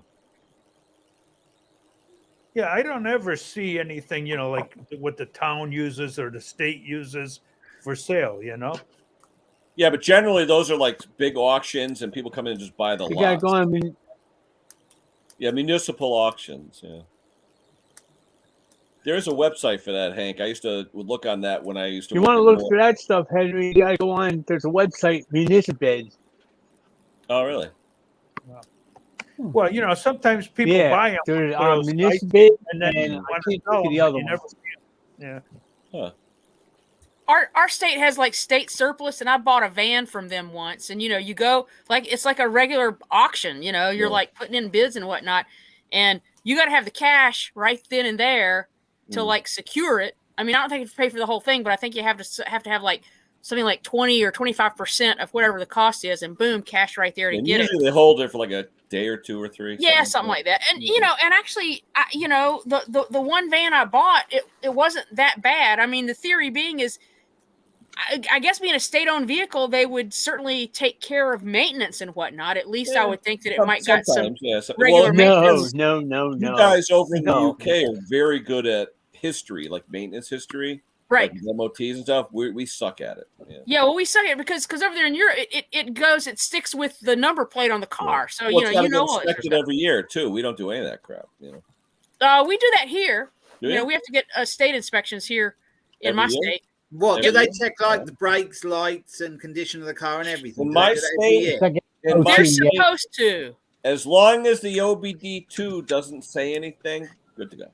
Right, yeah. And they stick a sniffer up the tailpipe of our vehicles, and if the emissions is too high or too low. But after a vehicle is like, I think 25 years old, they don't do that anymore. They just do a safety inspection. 40 is it? It's 40. Yeah, it's sweet, but it's safety. But it's like, aren't you more concerned about these old vehicles like belching out all this like? But you know what, Stella? Honestly, that they're not, because the amount of vehicles that are actually running after 25 years is very limited. Yeah, it's like 40 in the UK. How many? It's the ones that are 10 years old that they're concerned about. Right. Well, and I have a 2003 Ford Ranger pickup truck, and the guy I was saying to, I said, I'm pretty far out on the inspection. I said I have 2 codes, but they're like loose gas cap code or whatever that is, and I can clear that code and run for like 10 miles before it comes back, but it has to have a 35-mile free and clear of all codes. My code stay on. I think it's 20 clicks of the ignition switch.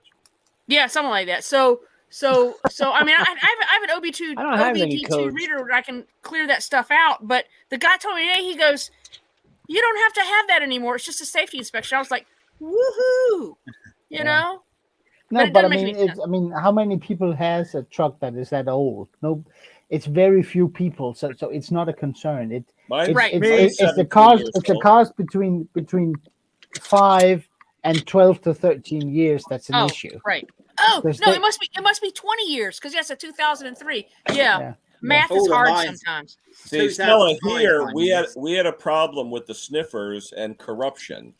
Okay? Yes. Where they were doing the sniffers and getting paybacks and so they eliminated it. Now you pull in every 2 years, they plug you in, good to go. Hand me the $20 bill and you're done. That's it. Yeah. Pretty soon it'll be just hand me the $20 bill. Yeah, pretty soon, just increase. We have the same thing here. The first 4 years are free from when the vehicle is new. Oh, okay. The first 4 years you don't do anything. What do you mean, MOT or? Yeah, MOT. That's the funny thing here. All you gotta do is pull in. They stick the thing there. It reads good. You're good. They don't look at it. Little different because they actually both check the functionality of brakes, rust, emissions, and there's something lights, blinkers, wipers. And if the vehicle, I mean, rust in say a brake line, it doesn't pass. It's as simple as that. Same as us, exactly the same as us. You are over there. And, I know over in Pennsylvania they check everything, front to back, inside and out. They do. That's how they do it here. They check seat belts. They check everything. If you've got an airbag light on, or if you've got a management light on. Yeah. If you're my oldest one, he sells cars as a hobby, or off like the flipper. On the side. Yeah. You mean buy and sell or? He buys and sells them, and he says if you need an MOT and you're in trouble, I know which one to go to. I'll be back in a second. Someone's making noise outside. In all honesty, they get checked by the state. I mean, the state will have about 500 vehicles every year that goes into these sites with pre-made errors, and if they don't find them, their license are pulled, and they can't do that anymore. So they, to some extent, some are more stringent than others, but I think it's a good thing. I mean, you don't want to be driving out in traffic with somebody with no brakes or bad brakes. You guys ever watch a channel called Just Rolled In? He's a guy in Canada, and he gets a lot of people. He's car repair, and he gets people to send him videos, and he does these little compilation videos, like 2 or 3 minutes, but it's all the horrible car repair stuff. And he showed one the other day where he goes into their fuse box and someone has stuffed like rolled up paper towels in all of the lights on the dashboard, so none of the lights light up. Oh, I've heard that before. That they take them out and put some tape behind, tape them into tape or black electrical tape to cover that light up. I did that for several years. Yeah, that's the same over here. And you know the brand, the vehicle brand called Alfa Romeo. I used to drive an Alfa. I loved it. Don't get me wrong. I mean, an Alfa Romeo is more of a lifestyle than a car. It is. Kitty, I love it. But what they say is that if you don't have a red light that's on, it's because the bulb burned out. Right. So that's right. Now that we're on that topic. So Hank, did Snickers come out of the tree? Yeah. Oh, that's her tree. She loves that tree. Straight up and then comes back down. That's fun. Yeah. Hold on. I actually have something that the lawnmower detective sent me. These are actually pretty cool. Hold on. They're like mirror glasses. Oh yeah, man. Oh yeah. Nice. I just need the Harley. I'm good to go. All right, Gary. Gary, how you doing tonight? Hey, how are you? Well, we're good. I mean, James is moving all his crap around, and everybody else is chit chatting. Hey, Gary. Hey guys, how are you? I'm on the hunt for Amazon. They got a petcock valve for me. I can really use it right now. Stella, throw your channel out for a chubby butcher. I just finished up. It's just rolled in. Let's see here. What can I? Oops. See if I could do it here. Can you see that? Oh, hold on. The deck. Yeah. Yeah. So this is from a Honda 3813. Oh, water cooled. Yep. Nice. Nice. It's slightly worn. You know what? Just tighten it real good, and it'll be good to go. I rebuilt this a few years ago, and this is what happened. I put new bearings in. He lost the bearings in this one. He changed that one, and I had to replace this because they don't make this particular pulley anymore. But yeah, I haven't seen one of these things happen in a while. But James is right. The generator market's in the toilet. But I got this little one here. I just got it running, but it's got a bad petcock. It's missing the little hook there. But got everything. That's not exclusive. Gary, I gotta ask on the deck there. The pulley is like its teeth. It's got teeth, right? So it fits onto the shaft. Yep. Mm-hmm. Is that made so that it will break in case it hits something? I'm not sure. Okay. I'm not sure because I think I know there is a Woodruff key in there. Okay. Usually they have the Gilbert belts if they're timed in some way. Yeah, this one in particular has a keyway. Then there's a spline spindle on the bottom for the blade, and they make the 3813 ones here. They're slightly shorter than the 4514. You cannot find the 4514. No, I'm sorry, it is the opposite. You can get the longer 4514 spindle, but not the 3813s. The only way that you can make them fit is that you'd have to put it in a lathe to shorten it down. What is it? Just the output shaft? Yeah, this one, he just wants me to do the bearings. Like I said, I did a lot of work on this already, like 3 or 4 years ago, and I just wasn't expecting that to happen. God, that is crazy, man. Yeah, no, it scared the shit out of him too. But man, this thing's seen some battles, man. I mean, I don't know how well you can see that, but I mean, all these eyes are all worn. It's very difficult to find parts for it, but it runs great. What is this deck off of? I missed that part at the beginning. A Honda 3813, 2-cylinder, water cooled. Man, they hadn't made that in like 25 years. This model is from 1989. Yeah. Wow. The 4514 is from 1986. God, that deck looks in good shape. At least the guy this guy has 3 of them. He has 2 3813s. He's got a 4514. I rebuilt every single one of them from the frame back up. New dampers, new water pump, timing belt. What size yards he got? You got a huge yard? Oh, he's got a massive yard, but he got one of them for mowing the lawn. He's got one of them for towing his water from the lake because he's on a well, and the other one he has as a spare. I hope you're using your kneeling pad, Gary. Oh, thank you so much for that. Yeah, thank you so much. Look how thick that damn thing is. But here's one thing, and this is something that James would appreciate. So I had to order a battery like this. It's a 6DM7, and it's not very big. Obviously, it's like maybe 7 amp hours. I had to get an aftermarket one, and it's just barely going to fit in between these 2 poles here that holds the battery down. The battery tray is not big enough to accommodate a slightly larger battery.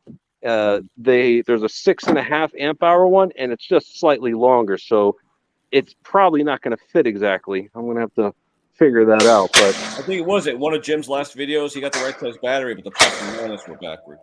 Yeah. Yeah, that happens on a lot of batteries. I've gone through that with a lot of scooters, and of course they cut the terminal leads so short that you can't reverse it, and you can't reverse the battery. It's a mess. Yeah, I mean, some of them you can the positive is on this side rather than here. You got to be so if they're flipped, then you got a problem, and you can't exactly flip the battery like that. I mean, this battery costs $54.99. Or you can get an aftermarket one for like $25. Yeah. Do what my customers do, Gary. They just swap cables out, so you think the red is positive and the Yeah, that's how stuff catches on fire. You're looking for whatever the battery thing is, and I think it's slash BS, which is reversed terminals. So I'm pretty sure you can find that if you just put in that number and slash BS, you might find that battery somewhere, and it might be the right size. It's just that this particular battery is like 5.91 inches which is the one I got, but the tray is like 5.5. So it's just. Have you tried batterymart.com? I've done that a couple times, but I go to Battery Mart for my UPS with my uninterruptible power supplies. But so I'm just finishing up for the day.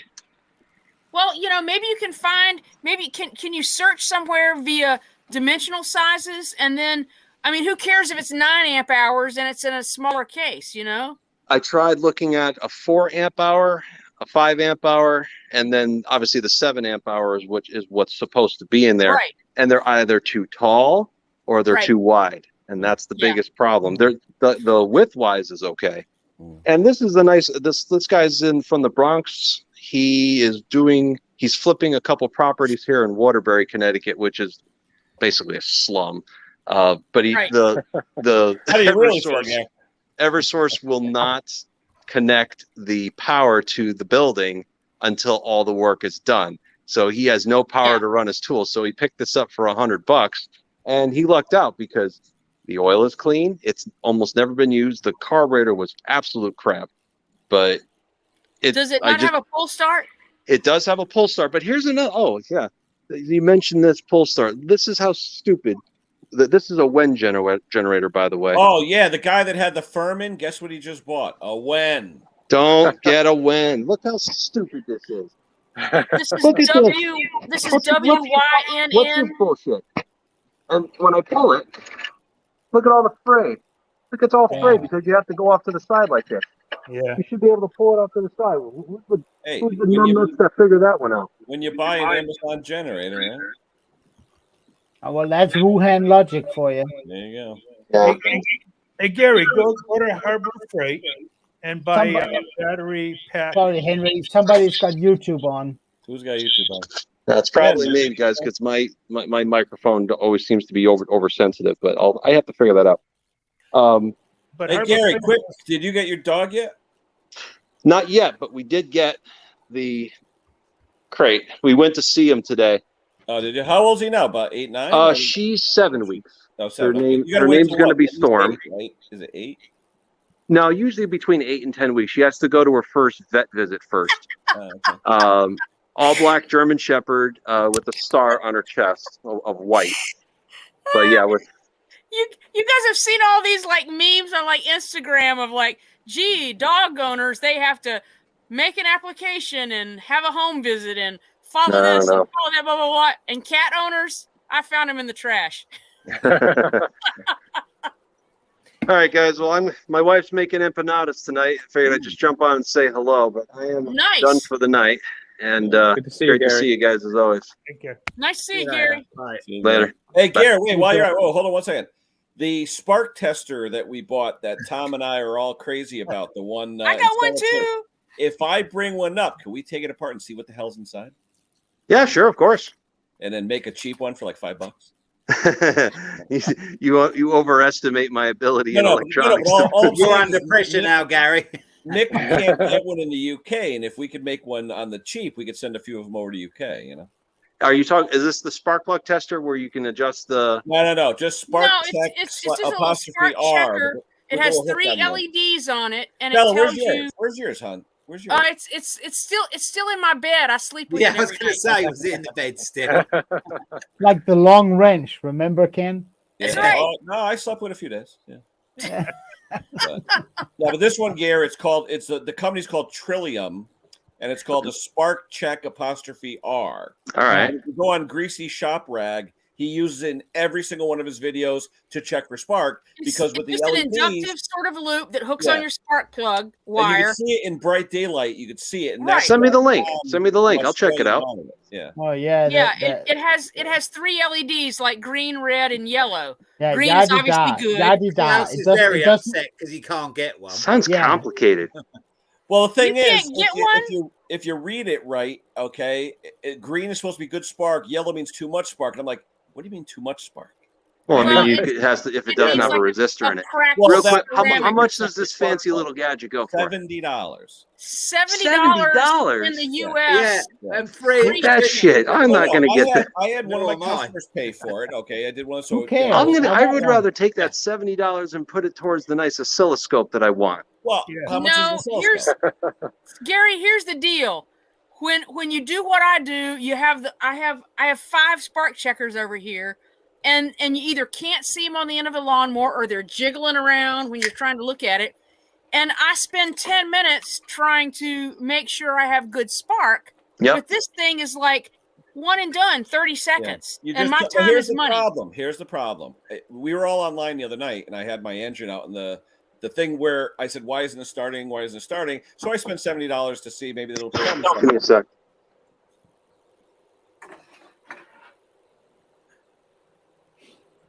You hear something weird? Yeah. So anyway, I hook it up. He's probably listening. Anyway, I hook it up and I pull slowly, green light. I pull fast, yellow light. And I'm like, well, wait a minute. It's sparking great.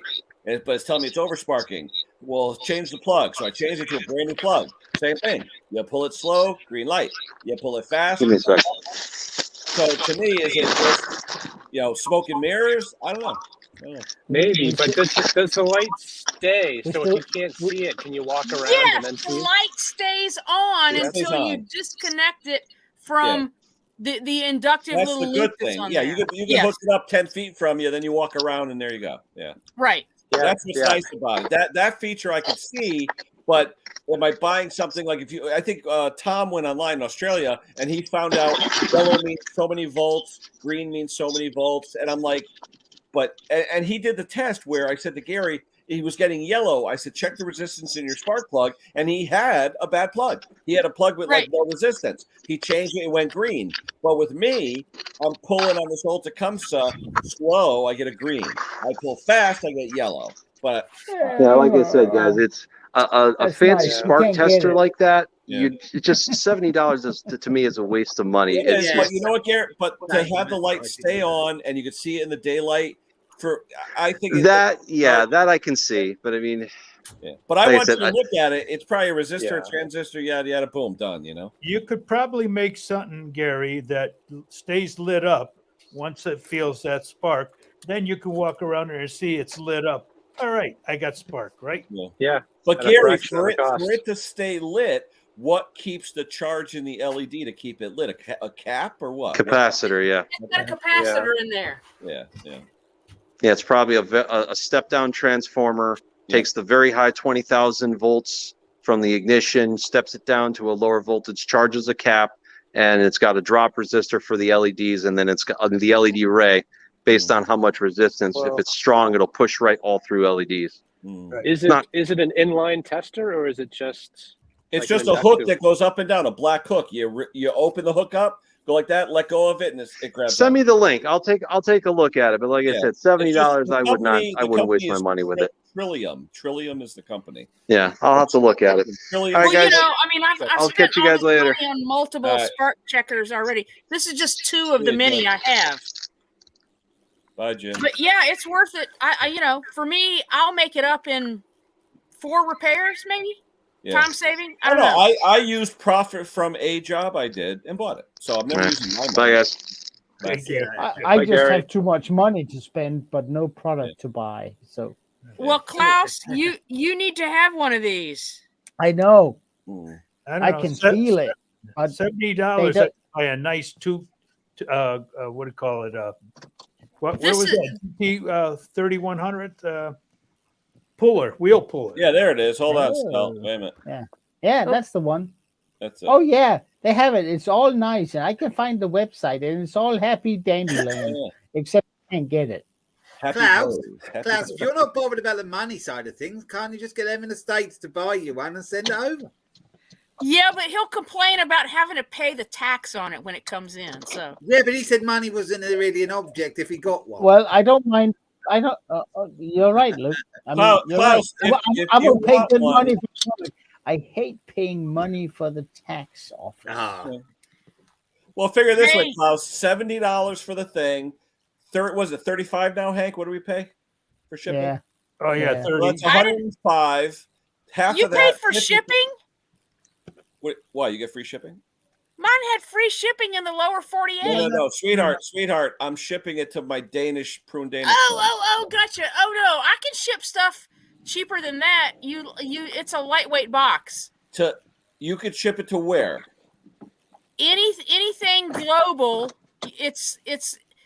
You Not need here, to go honey. you need to go talk to the nice lady at the post at the window at the post office. Methuselah, the big colored lady behind the counter, which I love. No. You need to go to the post office and find someone and say, I want to send this to Denmark with the least expensive cost. And then she'll put it on a boat. You know what they say? No, this is exactly what they say. Is it paper? No. Sorry. Yeah. Export paperwork, $30 minimum. No, I sent something to. I'm just telling you, it has to be paper. Canada, but maybe I don't know. Maybe Canada is different. I thought global was all the same thing.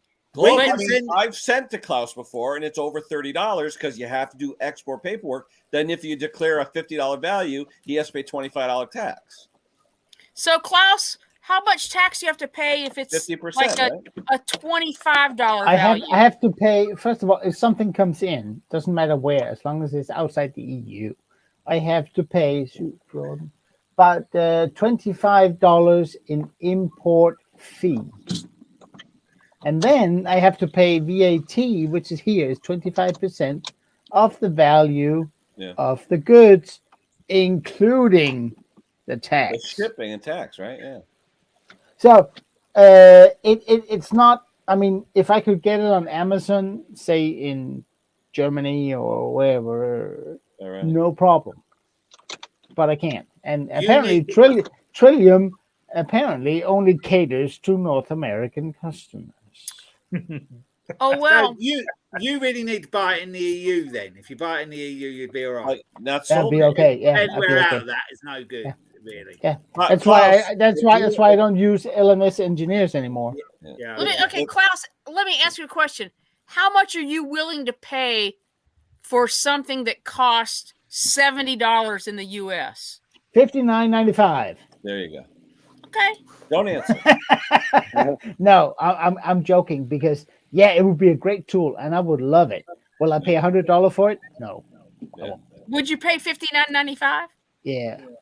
Yeah, but shipping is going to cost you $35. That's the problem. Yeah, I know. Stella thinks she can get it cheaper than that.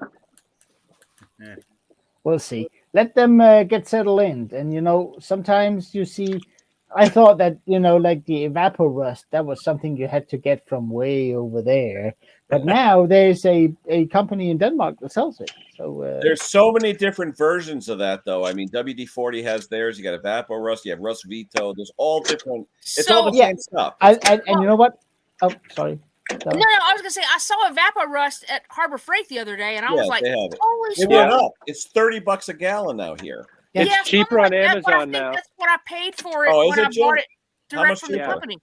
Like it's about $20 on Amazon now. Really? Or at least it was a few months ago. Yeah, because it went up to $30. It's expensive. Yeah, it is, but but I mean, if you use it, let's say you just use it 4 times, James. Yeah. It's not expensive, is it?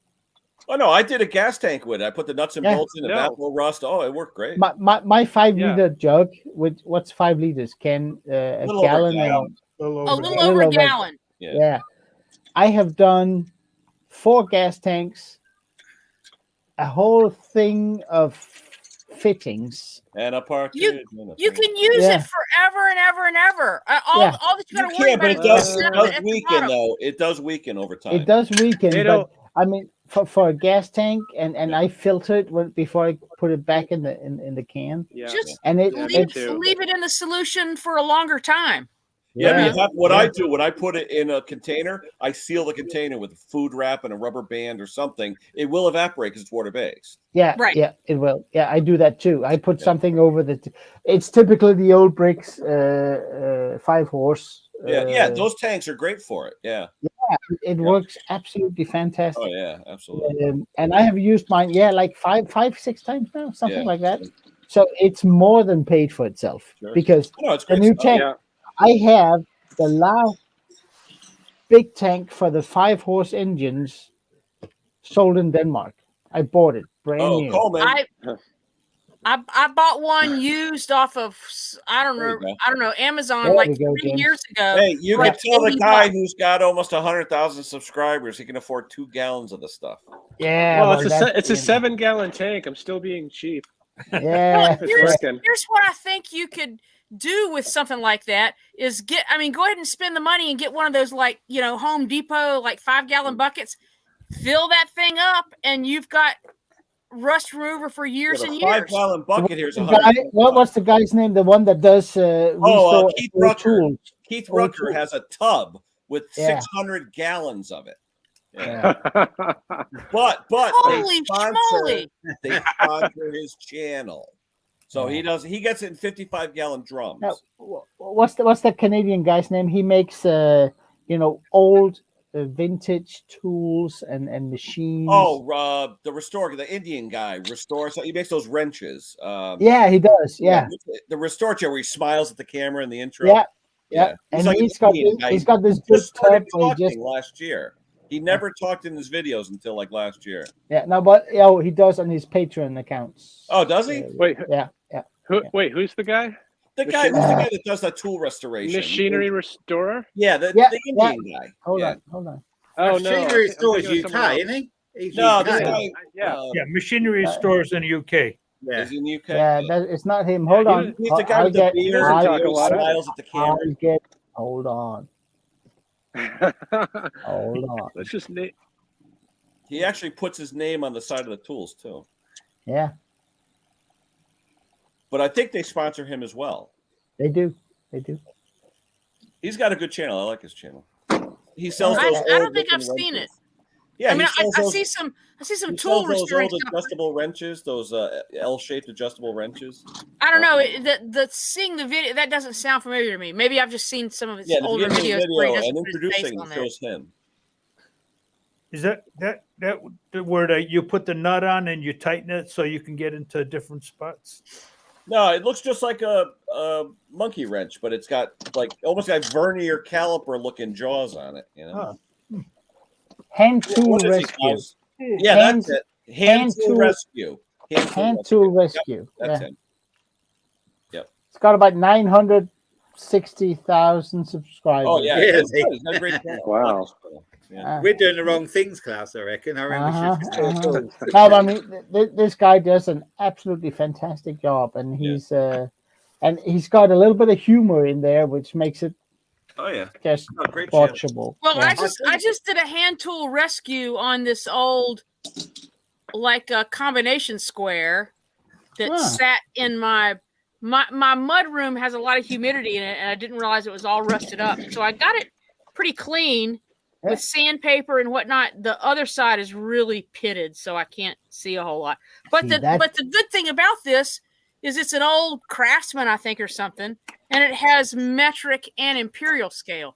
You go try to buy one these days, it's only I can only find one imperial scale. Yeah. Yeah, see, I should probably I should buy a new one, but hey, man, this turned out pretty good. Was that yours from school, Klaus? No. You got your name on it. Well, yeah, that's because it has been out and about. So I've got one like that in my shed. It's got the cork on the back. Yeah, it's got the cork on the back. It's really nice. I love this thing. Steel rulers, they are the best to have around. And I have a cheap Chinese one with the same thing, both with metric and imperial, out in the shop. It doesn't have the cork on the back, but but it is nice. I remember once we were in we were in the art and design type lesson, and we all had to hold back because they stay back because one ruler was short. One of the steel rulers was short. And they said, where is this last steel ruler? Because you had to hand all the rulers and that back in.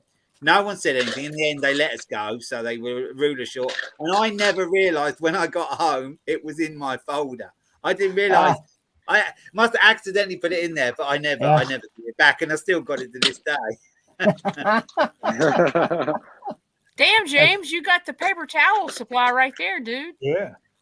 Yeah. I need some out of the blue roll now. Yeah, we got some there. Got some up there. It's an overflow. James, do you want to talk about it or? Yeah, why do you need all that? I've got kids. Okay. And a generator shop.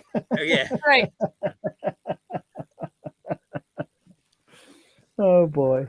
Oh boy.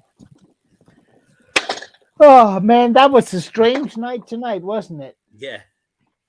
A little poor Conker. I mean, I got on with him on WhatsApp and talked to him for like another hour after he left, and he's got, it's like a Dell computer that he bought like 8 years ago, used from somebody that, you know, was recycling like corporate computers or whatnot.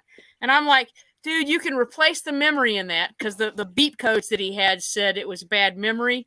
But it's like, you know, you can spend, you know, the same amount of money or maybe a little more on a Chromebook that'll do exactly what you need it to do.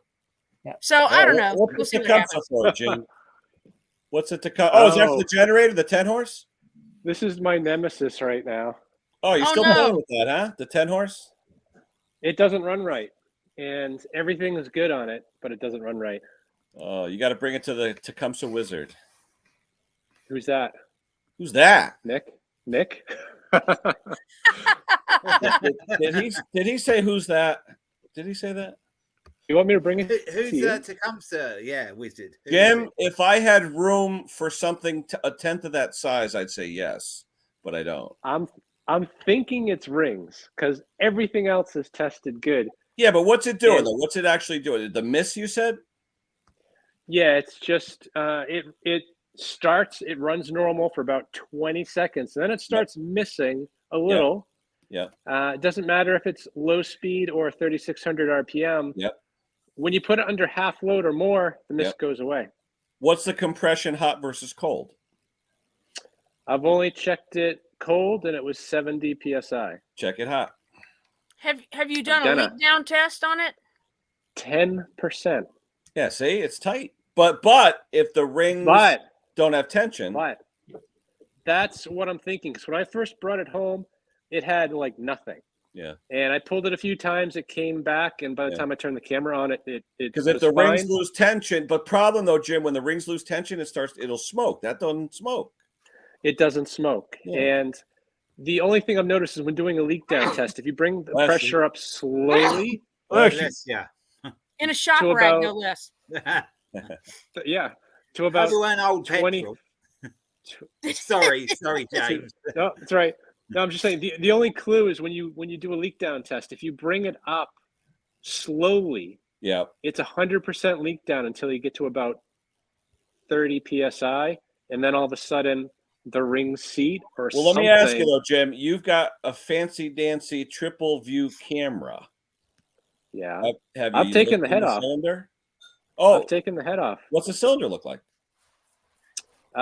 It does not have any crosshatch on it, but it's not scarred. Really? It's just well used. Do you have any, James? Do you got any rod knock and any wear Nope. on the? No. No rod knock. Do you reckon if they lost their temper though, that's what I'm thinking. Hot versus cold. I would do a compression hot just to see. You know. So can you get a new set of rings for this bad boy? Oh yeah. You can. Yeah. I'm actually at almost a 2-hour video on this, so I'm not going to do it now. I'm going to publish the video, let everyone comment on what they think it is, and then I'll probably do the rings and be wrong again. I mean, nothing, Jim, but have you run it without the generator hooked to it? No. With like no load, technically? Nope. I would own it and go 10% more. But James, let me ask you a question. You said earlier that it smooths out when it gets about half a load on it? Yes, it does. It runs perfect. Well, because you have more compression, more pressure under load. Well, it's more pressure, but I'm thinking it's rings because there's more pressure. It's going to seat. It'll force them out. Yeah, it'll force out the rings. Yeah. it's also lower vacuum on the intake. So I'm going to replace the seals. Yeah. I don't think it's the seals, but I'm going to do it anyway because I've tried. What seals? 3 carburetors. What seals? What seals? No, the gasket. The gaskets. Okay. Yeah. For the pipe here. Yeah. But I've tried 3 carburetors, a new coil, new plug, regap the coil, run it with everything. I've checked everything. Yeah. How about overpressure? PCV overpressure. It's actually it's not just smoking, vented. It's just vented right to the atmosphere. Yeah, it goes. Okay. So that's not and I a don't problem. see anything coming out of that. But next time I run it, I was actually going to put my hand there because I'm wondering if when it misses, is the compression going right there? Because when I did the leak down test, when it was with low pressure, it's 100% leak down. It's not coming from the valves. It's an ill hit, right? It's a side valve. Yeah. When you have it apart the next time, remount the valve guides. What? Remount the valves? The valve guide. No, where the valves run. It might be losing compression where the valve guides. They may still be sticky. And you won't. He had the exhaust valve was really stuck. But you won't. I had both the valves out and cleaned them. They were I mean, nice the valves. and smooth. Yeah, the valves you can clean. Yes, but but he cleaned out the guides too. He's got the brushes and everything. Well, I did a half-assed job on the guides, but the valve was nice and smooth. I know, but the valves are fine. But if you got anything in the valve guide, that would actually, the second you load it up, the pressure to push the valves down is bigger. Yeah. But if they are just a little bit sticky or something is in there, corrosion, something. Yeah. Let me ask you, Jim, what size valves? And they will run a little sluggish. Yeah. Which will make a little bit of a leak down or blow by. Jim, are those 1/4-inch valves, 1/4-inch stem? I think they are. They're big. Do you have a 1/4-inch reamer? No, I do not. No, because that would be the best thing, just to run a 1/4-inch reamer through it and cut out all the carbon in it. I'm just throwing brainwaves. What I do, Klaus, to make sure valve guides work good and smooth, you take oil, put it on your fingertip, hold it under the guide, pull out the valve. It goes like your mouth. Yeah, but I mean, if you have any type of contamination in that valley where the or in that hole where the valve goes, the second it gets hot. Yeah. Robert, he did the valves. I agree. And actually, I took the head off the engine and did the valves because that was my initial thought. Yeah. And the exhaust valve almost had 0 clearance. The reason why I'm saying fixed that. But the reason why I'm saying it, James, is that I sold. It's a brand of mower, so it doesn't matter. It's called Alco. It doesn't matter. They're Chinese. Yeah, I've heard of it. Yeah. And about 1 in 10 comes back with no compression, because the where the push rod goes, which is the same as a valve here, right? Yeah. It's because of a manufacturing area where the tolerances are just too tight. Yep. The guide bore? Yeah. Yeah. And the solution here is to take an 8 mil reamer and just go and the thing runs through. 1/4-inch reamer going through it. So I was thinking if there's any old something in there. Yeah. Let me look, Jim. I mean, if you're borderline and it heats up, that's what I got me thinking is when it's heated up. Yeah. It starts and it's under load. Maybe that goes away because the pressure on the valves is higher. Jim, I completely agree. Let me check the specs, Jim, because I could bring home a go no go gauge pin, and you could check it to the factory tolerances to see what they are. I may take a trip up there. Who knows? Holy shit! What's that? Let's see that. What was that? The engine wasn't running well, so I took it apart. Oh no shit! No shit! Yeah. What is that? Is that a Chanda? What is it, Jim? That is the Honda Clone. It's a 420cc engine, but I don't know what the stuff is. Wow. I mean, it's stained. It's too hot. It's been too. Yeah, but what? It looks like sawdust. What the hell is? Is it magnetic? I don't think so. I mean, I started cleaning up. It's like someone the put other side of sawdust the in there or case, something. and it cleans up. I don't know what the hell could have done that. Get a magnet. See if it's magnetic. All right. The reason why I opened it, I mean, besides it wasn't running well, the cams, the lobes were all worn out. Yeah. The only time I've seen that color is when in the beginning when we started to see Chinese engines coming over that were pre-filled with Chinese oil. Yeah. Yeah. That made that color, that brownish color at the back. It made that color. I wonder if it's the same level. Yeah, it is. If you look at the fill. Yeah. And that's the fill. Yeah, that's the fill line. I mean, not for nothing, but years ago, we used to put sawdust into transmissions and rear ends to quiet them down to sell them. Yeah, I don't know. This stuff, it's literally... Is it metal or is it like sawdust? It feels like dust or mud. Somebody put something funny in that. Oh yeah, look at the level. Could this machine have sat in a flooded area for some period of time? This is the machine right here. It's one of the cleanest ones I've ever seen. And there's not a single water stain on it. Is that when you got the dual ones, Jim? Two of them? What's the yes. Yeah. What? Actually, no. This is one I got actually a few months ago, and I knew the engine was probably bad. So when I picked up the other two, they had good engines. So I thought I'd dig into this. What's the manufacturing year on that thing, James? Do you know? I haven't looked too close. How can you tell on a Generac? Usually sometimes there's like an EPA sticker. Yeah. But I'm not seeing it. It looks like it has been stored with oil in it for 5 years. But it looks like it's massively overheated by the discoloration, you know? No, but it's not heat. No. It's not heat. It's the oil. It's the oil. Yeah, whatever someone put in there, if it was the oil, it was really, it would have been really bad thing. oil. Yeah. I mean, I've never ever That's weird. Yeah. Seen anything like this. I've seen that color before, and it has been back in the day when we started to see Chinese engines and they came over, they were pre-filled with oil, and people would run them and leave them, and that's the color. That's interesting. Yeah. Amazing. Yeah. It's like it's dried in. It's like oil that doesn't conserve well. It's like can you scrape off that part with your fingernail on the dark part? Is that something you can... Does that come off? It's with a wire brush, but right now it's no, on the right side, Jim, the real dark stuff on the right. No, the real dark stuff. Does that come off? It does if you use like brake cleaner or something like that. Huh. So that's I mean, it doesn't come off easily. But this used to look like that. Wow. And I started cleaning it up. But the ball bearings, I mean, they're shot.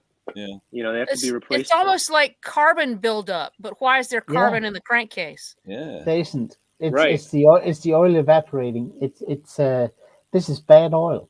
Huh. Wow. I'm not saying I've never seen that's the truth or the gospel, but to me it looks like bad oil that's sat too long. Yeah. Because if you look up the bearings atop of the discoloration, that bearing there to the left, is that shot too? Is it what? Is it shot? No good. Shot? Yeah, but Wally, if it was burnt oil, it'd be all over the place. Yeah, this one feels okay, but the two that were on this side, they're just trash. It's like they sat too long.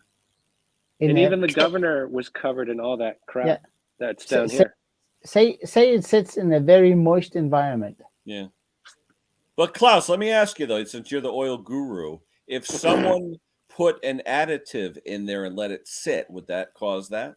I wouldn't know. Yeah. The additives don't do any harm to an engine until you heat it up exceeding the temperature that the additive is supposed to be working at. Yeah. That's why every manufacturer of air-cooled small engines says don't put any additive in the oil because it will do something. We don't know what will happen. And like a CDDB product, everybody loves sync, right? Oh yeah. Yeah, you put it in a small engine and it runs full tilt on a hot summer day. That stuff turns acidic. Yeah. Yeah. Well, you don't want to put anything in small engine oil, but that stuff there, it looks like it's almost dried out. It's weird. Wow, and I bet that oil level switch is in great shape too. Hey Jim. Oh yeah, just no, it's trash. for the hell of it, Jim. Say you were to scrape off on the black stuff, scrape some of that off, get some old oil, mix it in, and send it off for oil sample testing. That would be interesting. No, but I mean, look at the right side. Look at the right side. See how dark it is? Yeah, it's like tar. It's like tar. Yeah, exactly. That is amazing. Yeah. I have never seen anything like that. Yeah, because if I find something funky like that, I usually send it in for oil sample. It's like $10, and they tell you exactly what's in it. Yeah, it smelled a little like fuel as well when I first opened it, but it's hard to tell because the guy that had it, he's a small engine flipper, and he got this up and running. He changed the oil, and he said the oil looked horrible. He changed it 3 times. It was running well. He sold it. And then like 2 days later, the contractor he sold it to brought it back because it stopped running. Huh. Yeah. I've never seen that though. Probably because of the sensor. But and wow. I have never ever seen anything as bad as that. Never. Do you think there was a problem with the seal and they got gasoline mixed in with the oil? And then they let it sit for God knows how many years. That could be, but that would mean if the gasoline got in there, the level would be higher. That level is the oil level. The gasoline would be below the oil, right? But the total volume. You have like 2 layers there. It's like a sedimentary layer of something, and then another layer on top of it. Yeah, true. But if you had gasoline mixed in with the oil, the level would have been higher than the fill level. That line there at the back, that is the fill level for the oil. Maybe a little low. Maybe a little low. Yeah, that's normal. Yeah. But but if you look closely when you got that flashlight, there's like light brown, and then there's like burning carbonization, and then that other layer that looks like sawdust. Yeah. Yeah. I don't know. I have never. Yeah. James, why do you get the good ones? Because I'm the sucker. I buy the junk that no one wants. No, but it's absolutely fantastic. Napa offers the oil service. They'll send it up for you. How much? It's like $19. There's even used to be $10 on the cylinder. $10, but now it's like $19. That's amazing, James. That's a good one. I have never seen anything. Wow. I saw the valves weren't opening, and I'm like, "Oh, great! Just a cam. I can put a cam in. It's $70." I open it up, and I'm like, "Whoa! Yeah, what the heck is that?" It was bad. You know what? Either somebody put something wrong in there. I think you're onto something, Klaus. Or it's the really. I mean, that's why I'm asking about the age of it, because I remember when we first started seeing those Chinese engines, the oil that came from China that was in there. Holy crap! Yeah, let me grab my glasses because I can probably find a date on there somewhere. Well, the Klaus, the only thing that I can argue against there is I have opened up scooter engine cases from like the 60s where they just completely fill the engine case with oil to store it. Mm-hmm. And man, that engine is pristine. Yeah. There's nothing you can't complain about anything. Now, granted, they didn't run it like that, but I'm talking about, normal oil level here. They filled it right up to the top. Yeah. Yeah. As a preservative. So I don't know that letting it sit that long would make that big of a difference. We have something here when we see Chinese mowers. The cheap ones, the self-propel is pre-lubed with grease from China. and after 2 years, brake clean will not dissolve whatever that grease turned into. All right, here's the date code. Yep. We might have to decode it because it says 110201. So is that 2011? That would sound about right. You see, that makes no sense. 2011. That shoots my that shoots my theory on the cheap Chinese oil, because they turned better by then. Yeah.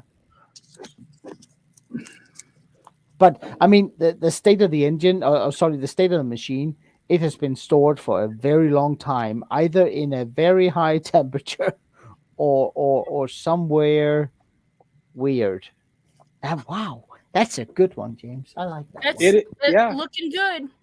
Yeah, it's a clean, very clean generator. But there was rust in the tank too, which is why I'm doing that. So I was wondering, all right, did something from the tank do that? Or was that the oil, or did someone add something? I wish I knew. That's what I'm thinking. Like a bad seal gets gasoline or something into the crankcase. But then, but then the level would have been higher. Not because if he didn't have enough oil in it to begin with.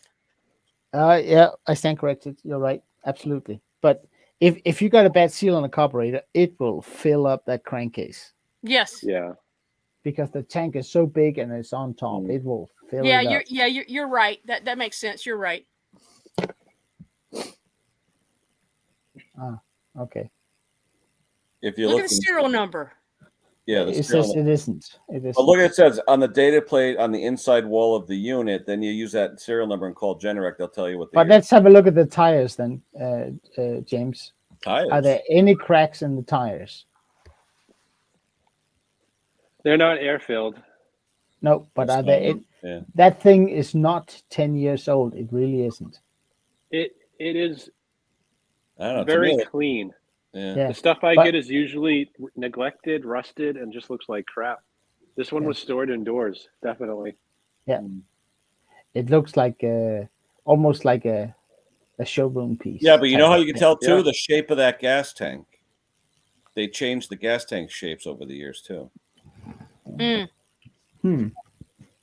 That's got the I'll be right back on it. They didn't do the splash marks until later on. What you mean that sort of shroud around the the tray, the splash shield. Yeah. Oh, okay. Oh wait, yeah. See how it's molded in like that? Yeah. Some of them. That was later. I've never noticed that before. Yeah, the little well. Interesting. Yeah. And you can see the ribs in the tank. The older ones were smooth, I believe. They were actually. I've got two bad ones outside. Yeah. The older ones were smooth-sided. Yeah. Which is too bad because these tanks, they're very proprietary. They're not like a Honda clone tank. No, they don't bolt up. Yeah, this is the. No, that's a newer tank on the front. That one's totaled. It doesn't leak, but I don't want to clean it. It's bad. That's something else. Huh. I guess I already tossed the other one. Thankfully, the garbage guys take my tanks because I leave one out there every other week. Yeah, but metal they'll take because they'll get money for recycling. Yeah, but with the fumes, Yeah, that's true. You're not sure, but they like me. They take them. That's too bad. Still has the crosshatch. Yep. Wow. That's just weird. Well, until you get down there, and then it's a mess. Yeah. It's pitted like. Well, actually, I hear there's a guy in Canada tomorrow, and he's on a thing answering 30 questions or something. Oh yeah. That would be a good question for him. Yeah. What would do this, Steve? Wait. You guys are not nice. You're not nice.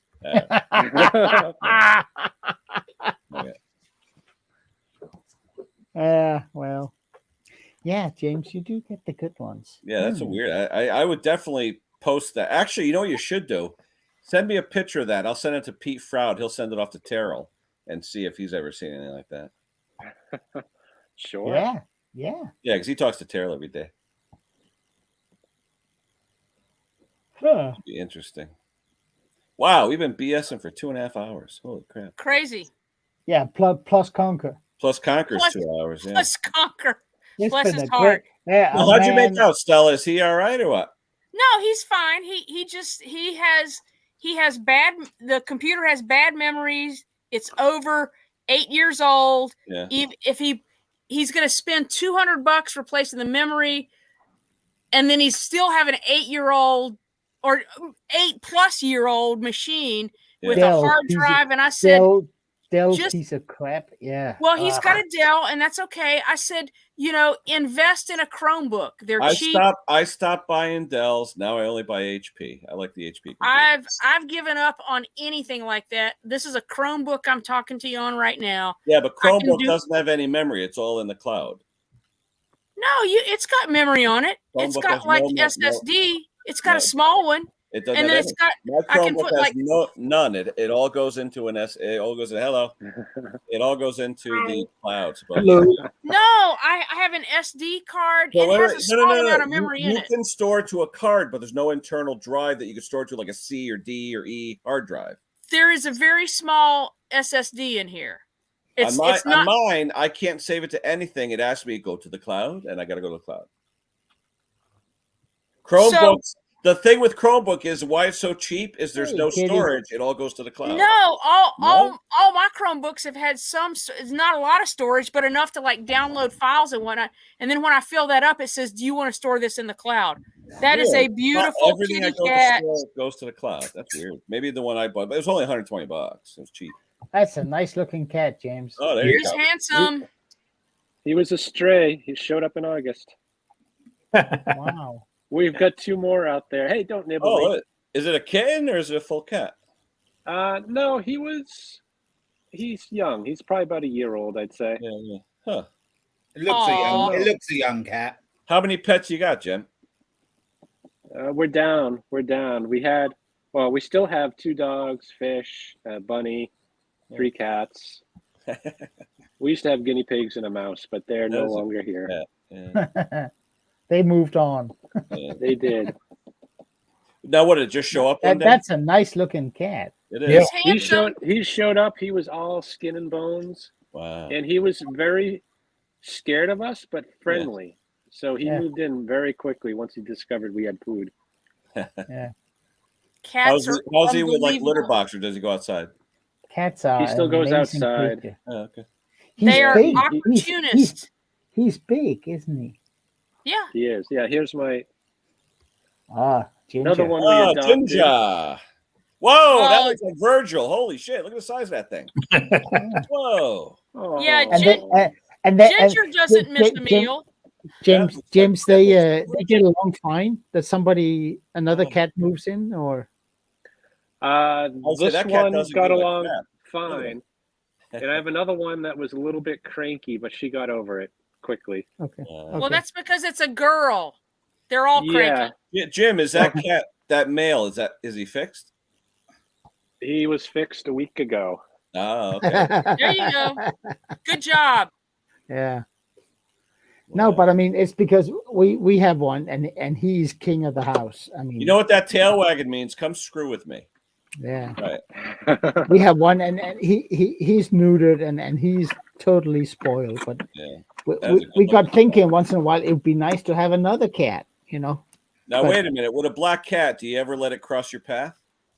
That's good all luck. the time. That's good luck, Kenny. All the time. Oh, it is. Oh, okay. Yeah, because there's the food, so it's good luck. Oh, fancy feast. What do we got? Friskies. Frisky. Oh yeah. Oh wait, they eat out of the same bowl? Not usually. All right, I can't do this one hand. I was gonna say, whose bowl is that? Oh, whoever gets there first. Look at him, he blocked off the Ginger. Yeah. That's okay. Ginger can stand to miss a meal. Ginger's trying to smell it on the way out. Tuna. Hey, dude.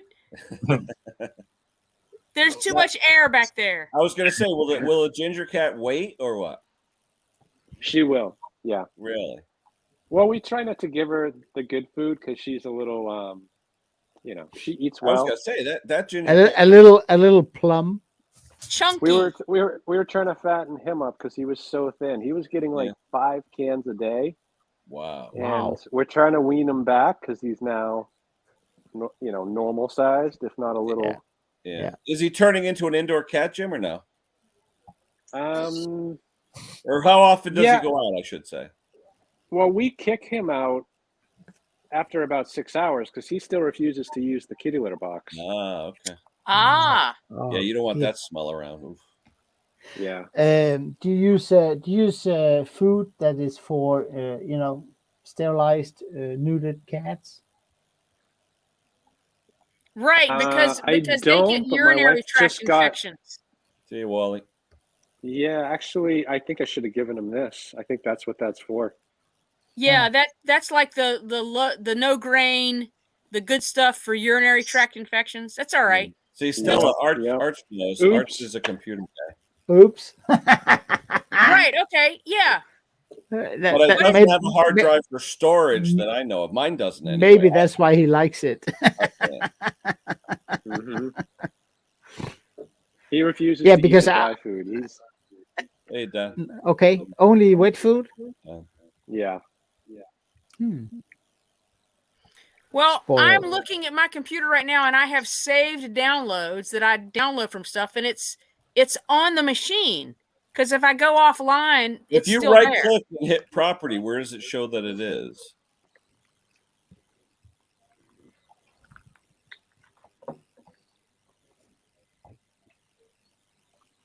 Share, open, get info.